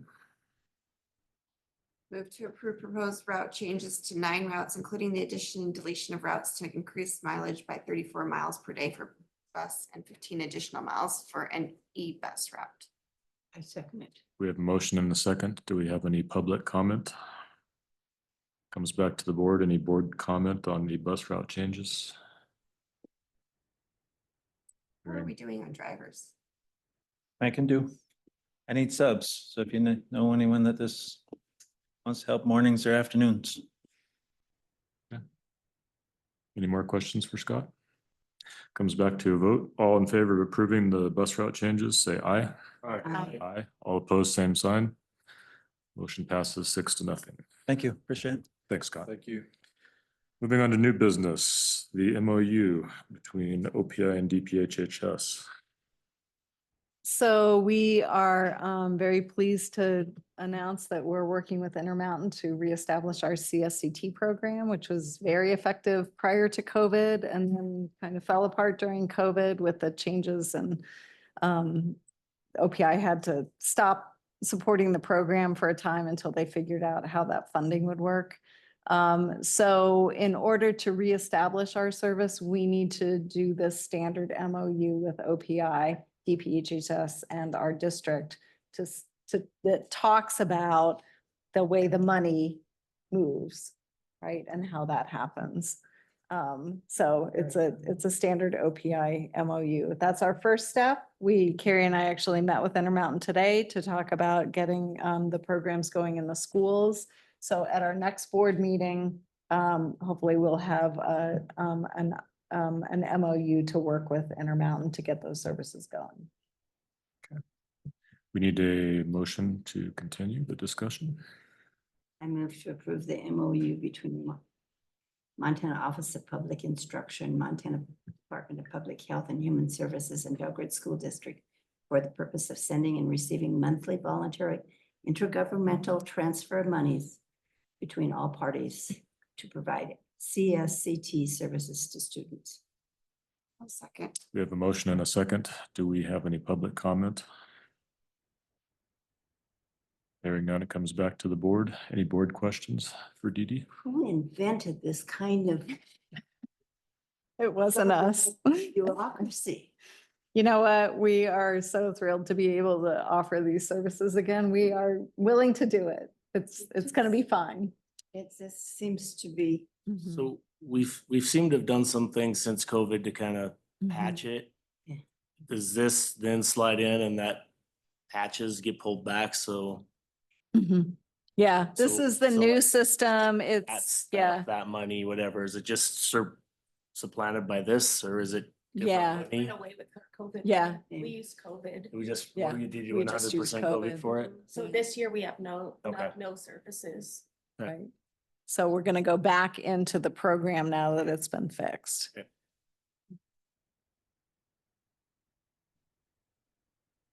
So this is counselors for kids, like mental health therapy? It's counselors and it's mental health support people. So they're employees who can be in class with students, help them kind of track and learn and practice their skills, more kind of boots on the ground. And then the students also receive counseling. So behavior support, management, and then also counseling. So this is internal? Mhm. resource? Well, so we partner with an organization. We're talking with Intermountain. So if you approve that MOU, then we would partner with them. They provide the therapist and the behavior support person. That's a team that works together to provide services. So prior to COVID, we had 2 teams at the high school, 3 teams at the middle school, and then 1 team at each elementary school. And then they kind of shut down the program to try to figure out how the funding worked. And then and we used COVID dollars to support the behavior support people. We couldn't find counselors though to hire. So that part went away for us. So we're just excited about being able to move back and give that level of support. So are these resources similar to what you had before COVID? Mhm. Same level? Yep.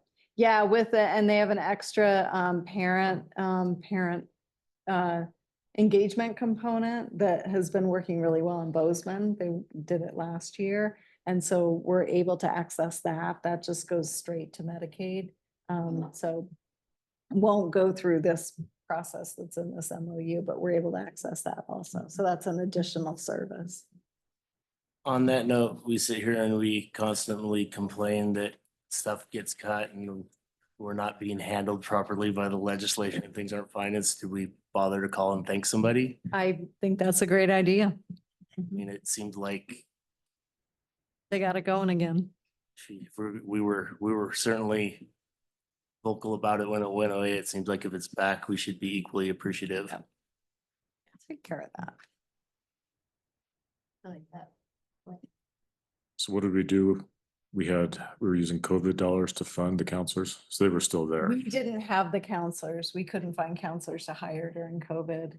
So it moved into, we used COVID dollars to fund that behavior support person. So we had people working in those positions. But we were pretty excited about the information we got today that they can, start staffing our buildings. There will be some middle school and high school will get staffed first and then we'll work on elementaries. But So how many children take advantage of this? Is it something that is more people in the middle school and high school take advantage than in the elementary? No, I think there's a need everywhere. I mean, at all levels. Obviously, we have more students in the middle school and high school, so we had more teams. So, you know, across the board, it's a really good model, for sure. Different needs at different levels. It would be interesting for us to hear about how it works. Yeah, I'll have to pull the data up. It's been a long time since I looked at it. How does this work interfere, supplement our partnership with? Oh, they just changed their name. Oh, CHP. Yep, Mhm. but they're not that anymore. There, the middle school has a really good model. We have somebody working it's the SBOT model, which Intermountain can also do. And so we have one person working that way, and then we have another person who is a CSCT person who will slide back into CSCT. They're super cooperative. It's, you know, So no one's getting laid off that were here during the COVID times. no. Are they being assimilated into? Well, this we're, other- we're down to just one person, I think, who is left. Is that right? For an spot? For who was with CSCT, who was in our behavior. Yeah, I think we're down to just one because they kind of trickled away. What's the scope of the program you expect? I was always concerned about you guys getting into the mental health business Mm. versus because we're in the education business. And how do So- these kids get this kind of help? Right. So they definitely prioritize based on need. And some programs, the CSCT program is aimed for, they called it a tier 3 intervention. So the kids who have the most need. The positive part is they get to receive their services in school. We have the behavior support person who's working with teachers and making sure they're making progress academically. It was a really successful program. The SBOT services, school-based, what's the OT? Outpatient therapy, is more of a tier 2 intervention. So maybe students, you know, who just need that little boost. There's qualifications, obviously the program is running in support with Medicaid. And so there's certain, you know, certain parameters that families would follow to get their kids enrolled in the program. Any other questions for Dee Dee? Hearing none, I believe it comes back to a vote. All in favor of the MOU between OPI and DPHHS and Belgrade School District for CSCT service, say aye. Aye. Aye. All opposed, same sign. Motion passes 6-0. Next on the agenda, consider recommendation to hire the architect. You want to talk or you want me to talk? Hey, everybody. Thanks for coming, Brian. Yeah, of course. So a couple of weeks ago, the Facilities Committee met to review and discuss the submitted qualifications for architect. In my estimation, this Facilities Committee did a great job. Everyone came prepared, having studied each of the qualifications, made notes, called references, and scored their worksheets. So during our time together as a group, we were able to again review each of the qualifications submitted, discuss them, and at the end of which compare scorecards, at which time there was unanimous consensus for recommendation of SMA architects. And so for the record, the 1, 2, 3 were SMA architects number 1, A&E a close second, and then Cushing Terrell, which was formerly CTA, was third. And so, Dee Dee, I think it'd be safe to say that the Facilities Committee is recommending SMA to you for approval as the architect. Separately, I did take it upon myself to debrief the other firms personally. Not everyone reached out, but most did. And so I spent time walking through that process with the other the other firms and explaining kind of the process and the discussion and ultimately the decision. So that's where that stands today. Next steps, of course, would be for your action one way or the other. And then I think for Belgrade Schools to assemble a steering committee representative of the needs of the project to work with SMA moving forward, starting with the best possible traffic design for your school. All right, on that note, do we have a motion to continue the discussion? I'd like to make a motion to hire and engage in contract negotiations with SMA architects for architectural and engineering services for the planning and design of the 4th elementary school. We have a motion and a second. Do we have any public comments or questions for Brian or the administration? Hearing none, it comes back to the board.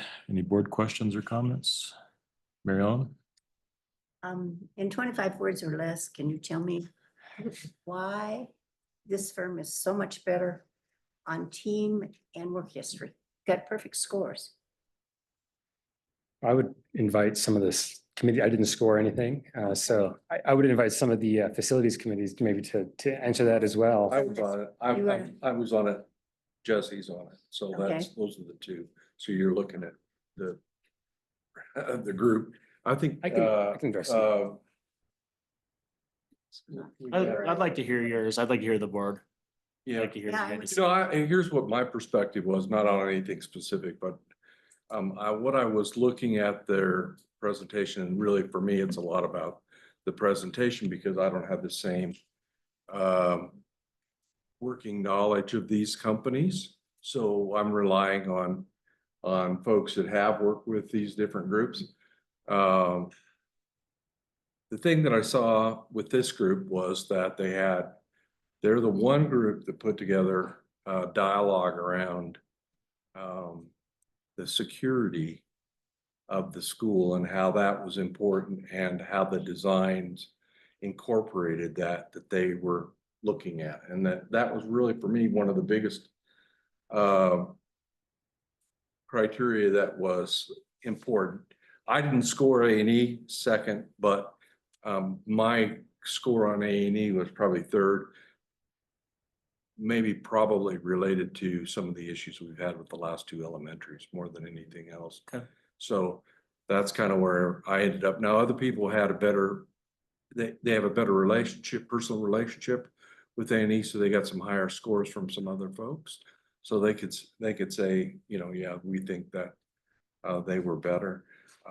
This group is, they're kind of an all group type of thing. Some groups were the 2 different pieces. They were having to bring in consultants to do this. These guys didn't seem to have that. But they had a nice presentation. They talked about the things that were important to me from a board member. And they didn't mess up the pickup and whatever. I mean, I just think that, when you listen to people about the schools, that there's always a little bit of an issue with a couple of different aspects for the elementaries. Ridgeview, I think Ridgeview comes off pretty good, but the rest are all, there's a little something there that they would have done differently. And we really rely on these engineering companies to kind of guide us away from those kinds of problems. Because in some cases, we don't see that issue, but if they've done this many schools, they should have seen all of these issues 10 times and they should be able to guide us. That's kind of where we ended up with these folks. And, we obviously listen to Brian quite a lot on because he's got a lot of understanding about these different companies. So what have they recently built, SMA? Can you give us Yeah, so they, one comparable, I think, that the facilities committee was really attracted to was their recent success in Helena and East Helena school districts with projects that were not too dissimilar to kind of the culture and kind of the work that you're trying to do here. And so that that stood out. I don't want to put words in anyone's mouth, but I did hear that a lot. And that was recent work and in checking references, successful work. And so that was one bright spot, I think, to answer your question. Any other questions? Comment, I'm glad to hear you wasn't evaluated in a vacuum and that you guys listen to other people's past experiences. I mean, we're hiring a new architect, but we're firing somebody that's been here and been doing a lot of public stuff and not gotten paid for it and done a lot of outreach. So you gotta tread lightly because that carries, but it seems like you guys all considered it. So, fair enough. All right. Let's bring it back to a vote. All in favor of the motion for the recommendation to hire the architect, say aye. Aye. Aye. All opposed, same sign. Motion carries 6-0. Next item on the agenda, roofing bids. Leroy, did you want to speak about that? Or would that be Dee Dee?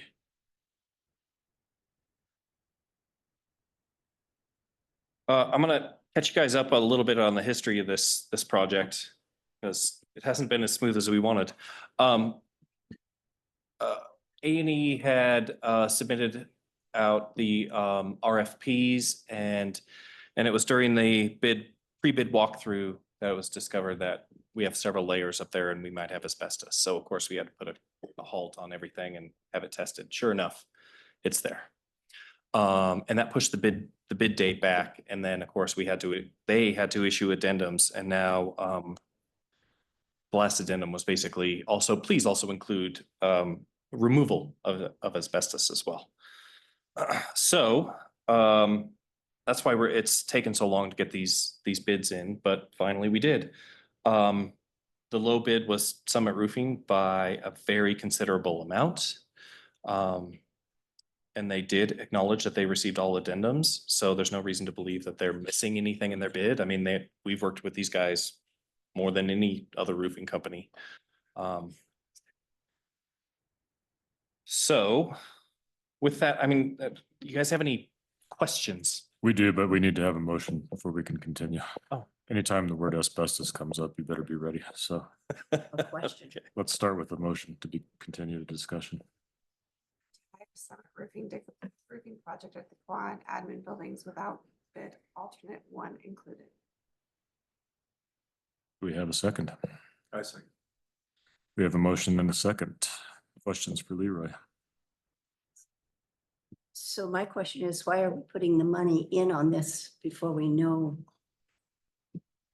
what's going to happen in November? I Well, agree. and how bad is it? That's the That's, question. yeah, I and think- what I think happens the- if it doesn't get done? Yeah. I think the facilities committee had a recommendation. I mean, this is a great price, first of all.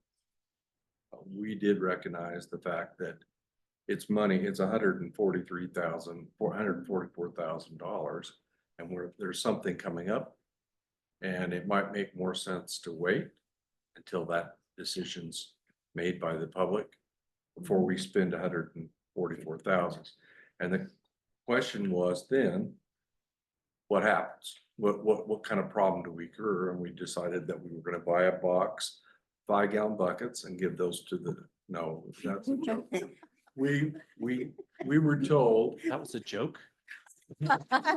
Need to work on your delivery.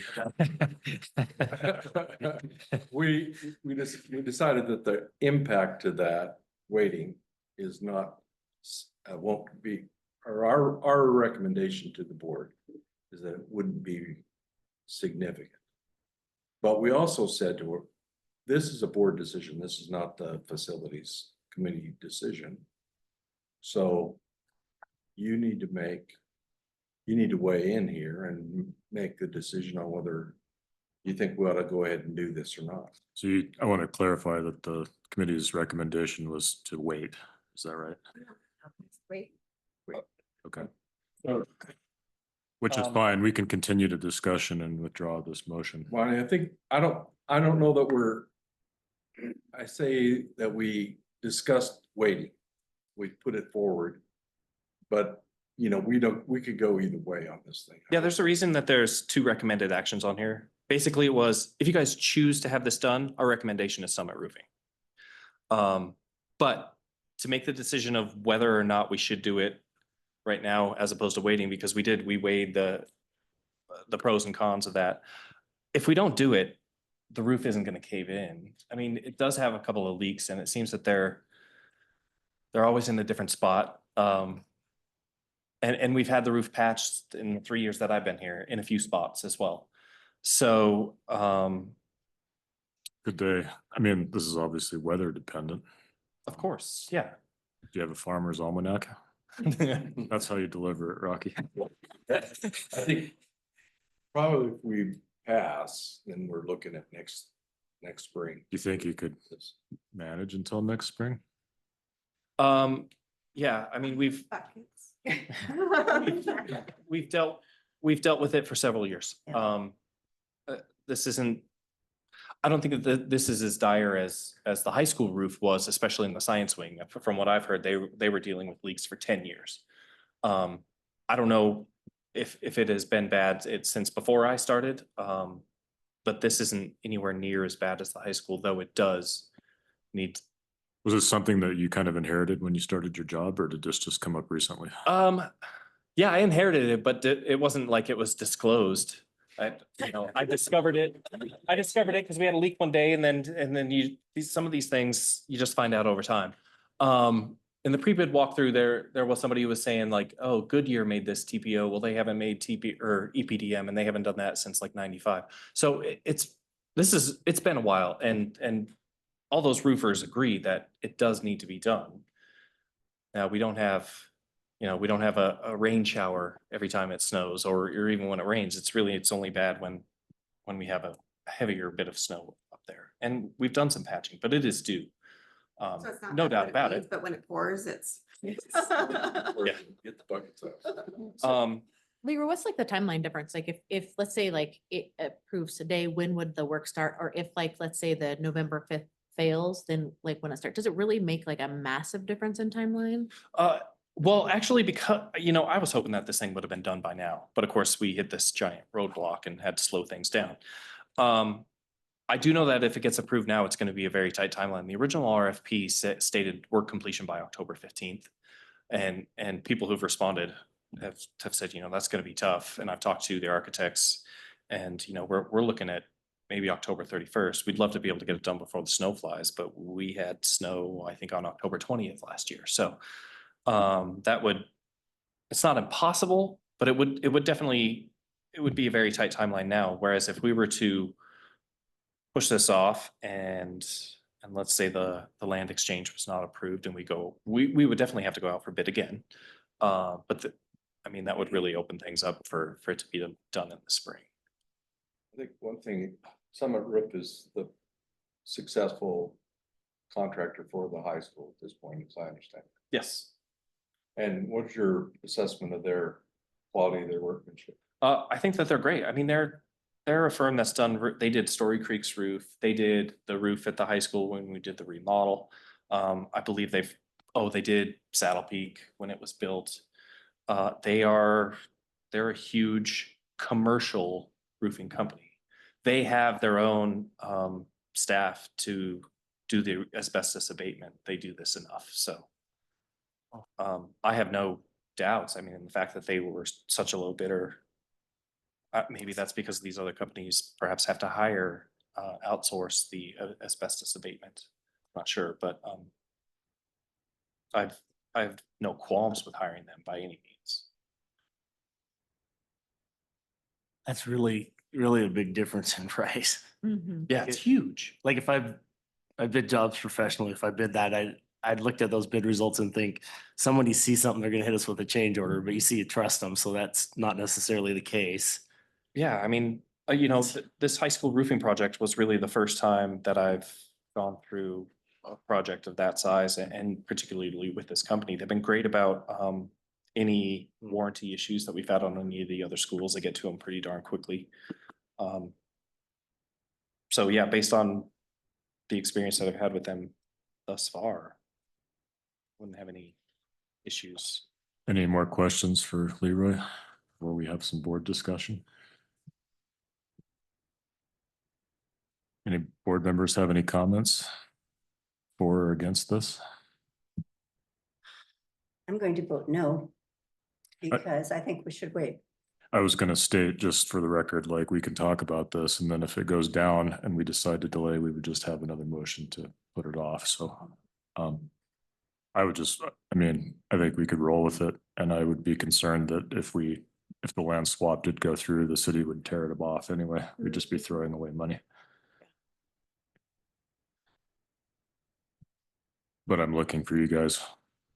This isn't as severe as like the sewer problem we had 4 years ago, right? Like. Okay, any other board comments?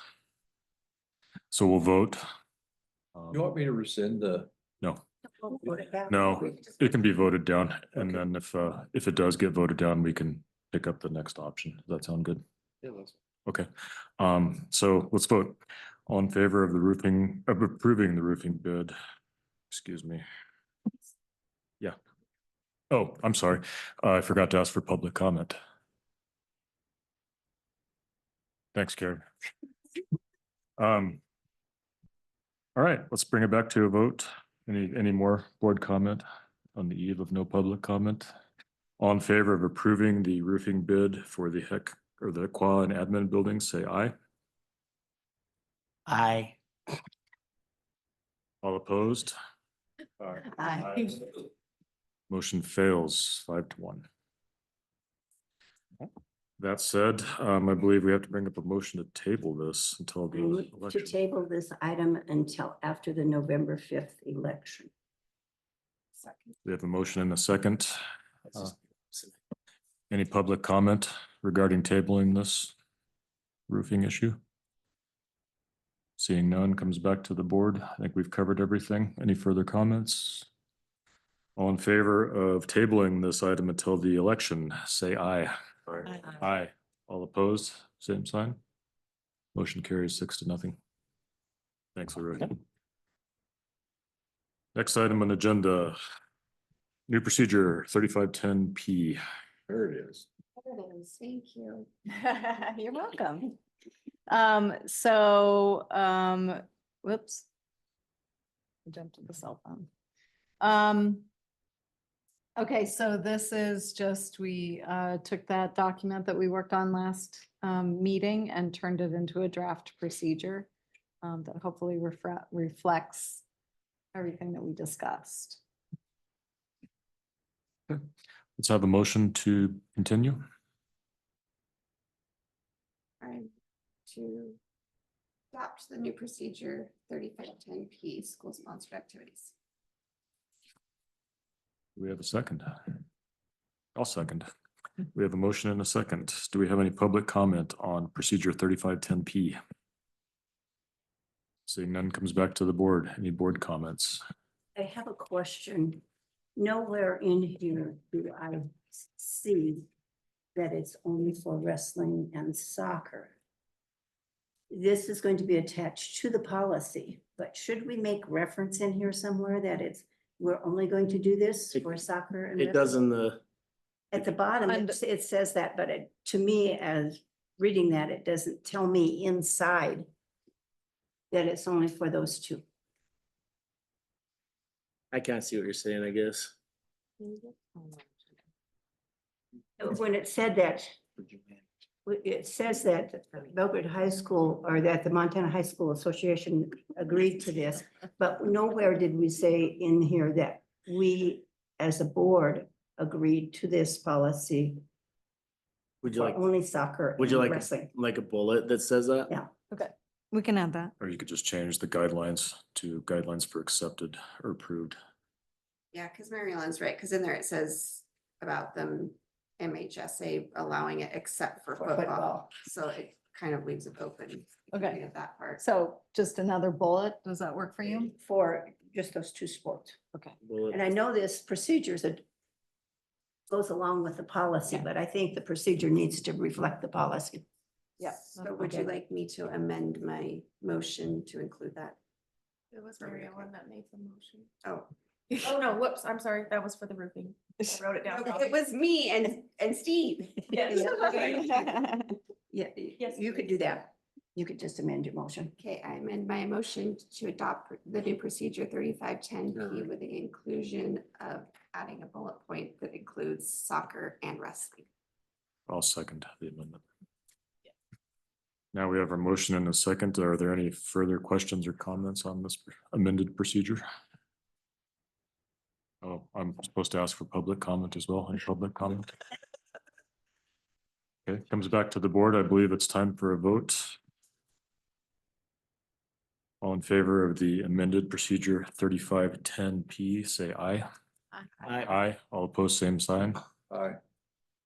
Motion passes 5-1.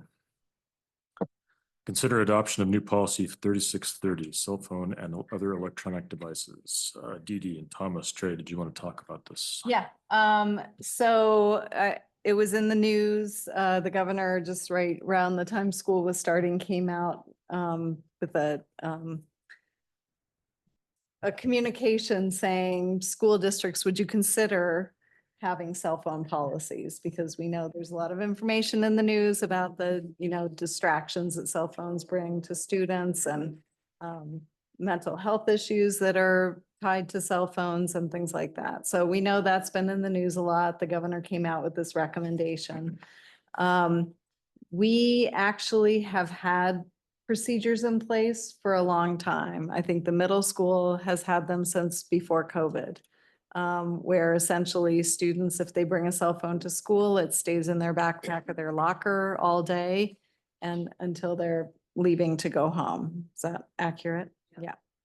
And then there are consequences or supports for students who might not follow those rules as well as others. So the high school has had a procedure where teachers have the ability to decide if students are using their phones in a course or not. The teachers and the staff and Shanna and her team worked to refine those and make them more clear this year. They bought the cell phone hotels for every classroom. So there's a visual when you walk in the room to stick your phone in the pocket chart. And teachers still have the ability to say, we're going to pull out our phones because you're going to use it for this activity during class. And then put your phones back. So this school district has never adopted policy 3630, which is an MTSBA model policy for cell phone and other electronic devices. You're going to see under details, option 2 is the option that most closely matches what we're already doing, also what the governor is recommending, which is just a well thought out use of cell phones by students, or the ability to say, not right now, because it's too distracting. Okay. Do we have a motion to continue? I move to adopt policy 3630, cell phone and other electronic devices with option 2. I'll second. We have a motion and a second. Do we have any public comment? Come on up. Does that also apply to teachers? That's formality. Would you just please state your name again? Thank you. Casnell, and I'm wondering if that policy also applies to the teachers, because I have had students say that teachers had donut day because they answered their phone too much in class. So does it go both ways? Correct. And as far as the hotel for the cell phones, is that required, or are they allowed to leave them in their backpack turned off or on silent? And do the teachers then have to put theirs in the hotel as well? Do you want to? Sure. Thank you. Good questions. Thank you. Yes, come on up, Melanie. The microphone? Yes, you have no choice. Melanie Young, Belgrade High School teacher. We showed this to students as use the cell phone holder or keep it in your backpack.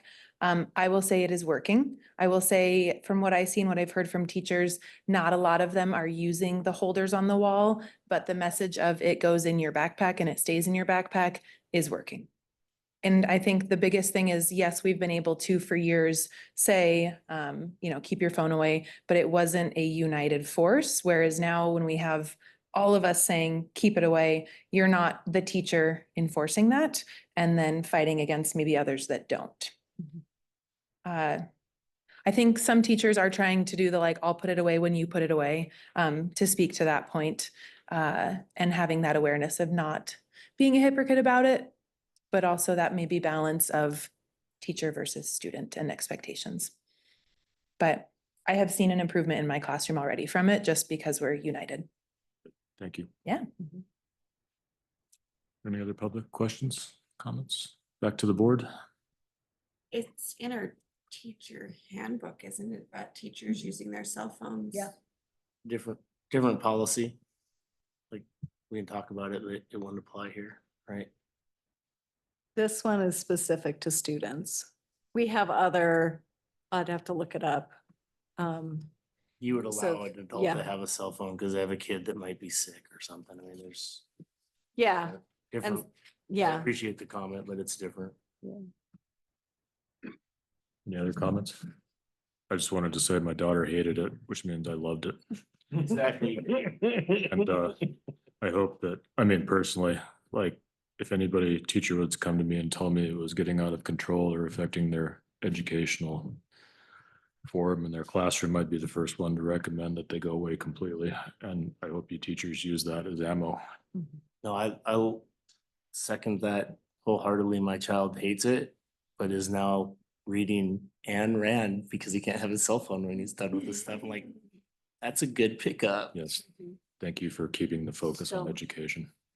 How do we make sure that all teachers enforce this policy? That's the responsibility of the building administration. It's our responsibility to make sure that happens, right? If we have board policy, we have to follow board policy. And that's part of the reason we brought it up as board policy. We could continue with our practices. We could continue with the language that's in our handbooks, staff handbooks and student handbooks. But the responsibility is on us to make sure that everybody understands the why. We provide the support for that and we, address issues if the policy is not being followed. And I think the middle school's done a great job of limiting cell phone usage. And I think now that should be easy enough to carry on going into the high school where maybe in the past, it hadn't been, but I think now we've got a little bit more energy in that regard. And hopefully we can continue to support the teachers so they can make that happen. Any other comments? Comes back to a vote. All in favor of approving the adoption of new policy 3630, say aye. Aye. All opposed, same sign. Motion carries 6-0. Appoint trustee to committee. Joanne, we need to give you some. So I guess what we're going to do here, we have no motion, but what we're going to do is remove Holly Murray from the transportation committee and appoint Joanne Nordhagen. And Joanne will also be appointed to the finance committee. Sound good? Okay, thank you for helping with those. Next item on the agenda. We have nobody on the curriculum committee. In the sheet that we got. There's nobody assigned there. I thought I was on it. Thought you were too. You still want to do it? Right. Yeah, I We missed- it, but. No, you're on, you and Steve. I'm It'll not on the overflow. one in here, board book, not in the board book. We are not. And we have negotiations and it's full with 3. Transportation has 2 and we only have Holly. Curriculum committee, there's 2 and nobody's listed Oh, on yeah. our board book. It is blank in the assembly, but the one that DD has The one, us. the one that's posted on the website has those names in it, so I just pulled. So that. whose names are on curriculum? It is. You and I. You and you. Thank you. All right. Good catch. Yeah, Mary Ellen I and think we're Steve good. are the curriculum committee. Is that 3 or 4 people on finance then? It's 3. Mary Ellen and Frank and Joanne. So we next one will be complicated. You'll have to pause for a minute, Carrie, while we discuss what date we're gonna have our special meeting on for the Mills recertification. And it has to be between October 2nd and October, Carrie? October 2nd and October 9th, is that right, Carrie? So if everybody would look at their calendars. Oh.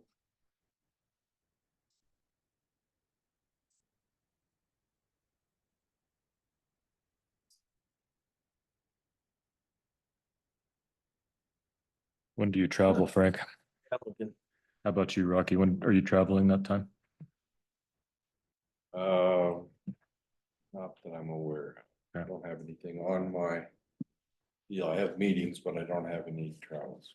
And the closer to the second we can get, the better, because once we get our stuff done, then we have to send it to the county, and the sooner they get the information so they can get tax bills out, it helps them. Can I propose the I'm- third? Second's a Saturday. I'm more likely to travel the second week in October than the Is first. that Wednesday, the 3rd? Thursday. Thursday, the third. Always suggesting the 3rd Thursday. Does that sound good? Do you want a morning or evening? I can't do morning real early. I can do after 10. I can't do Thursday morning. Okay, so After 10. that pushes us to Thursday evening. Huh? What did you say? I'm sorry. I can't do Thursday morning after 10. I could do it early morning. I've got a So we could do, can you I've do got a evening on Yeah. Thursday? Yeah, Thursday at 5, 6. What do you think, Frank? Joanne, what about your schedule? I'm just gone that second week of October, pretty much. Okay, What about an evening on Thursday? What time would you? the 3rd. the 3rd. Would you get here? I think I'm fairly free. Okay, I prefer early, but I always prefer early, so. yeah. Oh, I think we're stuck with evening. So early evening. 5, could you make 5? Yeah. Okay, So this is Yeah. the Thursday, the 3rd at 5. Thursday, the 3rd, 5 PM. We're just certifying a mill value. And it's probably not going to be a very long. And well, We're we'll certifying do it. that and hopefully we'll have the MOU ready for Intermountain. So there would just be the two things. That's all we know of right now. Yeah. So what's Unless going to there's be some hiring or changing? something. What's going to be changing for us on our, the trustees report's not going to change, but for our budget, what's It'll going be to the change? budget report. So what will happen is the Department of Revenue will give us a new taxable value, which will then change the number of mills that we need to levy on our That's the only thing. on our we're gonna have budget. to Our change. budgets numbers stay the same. It's just the number of mills. So once you guys adopt the change in number of mills, Yeah. then there'll be- then they'll open up Mayfairs, which is the accounting program. They'll have us go in and put our new taxable value in, they'll recertify it, and then that way the county can And send John out can go. accurate bills. And John can go to the commissioner. Okay, So we're voting on a fact. So it's not. So we can probably have a call-in vote. yeah, I was kind of hoping we could do a Zoom. No. Oh, I mean, we just No. have to look at the mills and we don't have anything. It's to gonna say be a about it. very fast meeting. yes. COVID style. Can I ask the people out there not to talk, please? It's too much going on again. Thank- Thank you. So I think we've got it narrowed down to October 3rd at 5. Yes. If everybody's cool with that, I believe we need a motion to continue. You need a motion? Yes, I move to hold a special meeting on October 3rd at 5 PM for the purpose of certifying a new mill value for all budgeted funds for fiscal year 25 for both elementary and high school districts. I second. we have a motion and a second. Do we have any public comment on the date for this meeting and the meeting itself? Seeing none, comes back to the board. Any board comment or questions? Reason why you couldn't just set it. Yeah, you just call a meeting whenever you want at the chair. I guess we could. I mean, it's nice of you. Just What being was your considerate. question? Why do we have to vote on this? He was being considerate of all of our schedules. Just because I'm a thoughtful guy, Frank. Except for public comment. All right, comes back to a vote. All in favor of the special meeting on October 3rd at 5:00 PM, say aye. Aye. All opposed, same sign. Motion carries 6-0. You guys will send out a meeting invite for that, right? Okay. And I believe that's it for the meeting. We have a district operations plan that we need to review in special session, so we can't do this in public. I have, It isn't Sidley. as chair, I'm convening this portion of the meeting in executive session because the release of information regarding the individual or public safety or security of the school would be jeopardized by the release of such information under MCA 2-6-1003. So can we stay here or do we have to go I there? believe we'll have to go there unless everyone leaves. Yeah. So this meeting is closed. I have to take us. You guys should run. September 9th at 17 PM. Thank you, everybody, for coming. So why do we have to move in there? Why can't we just say? Well, let's just sit. You should, But everybody should get one of those, that's what. Everybody leaves, you can stay. What? I'm just gonna plug them in and they got. Come on, Leroy. You guys need to get out of here. want to go. Go use. Go to the bathroom, John. Just like 2 seconds. Yeah, no, you're good. I'm sorry, I was gonna have to include a bathroom break. Have it here then? Oh, why not? Works for me. Everybody take 5. Or 2, so that. All right, man. I was waiting, I was looking at the 2 hour. Yeah, I know. On the way here, I felt,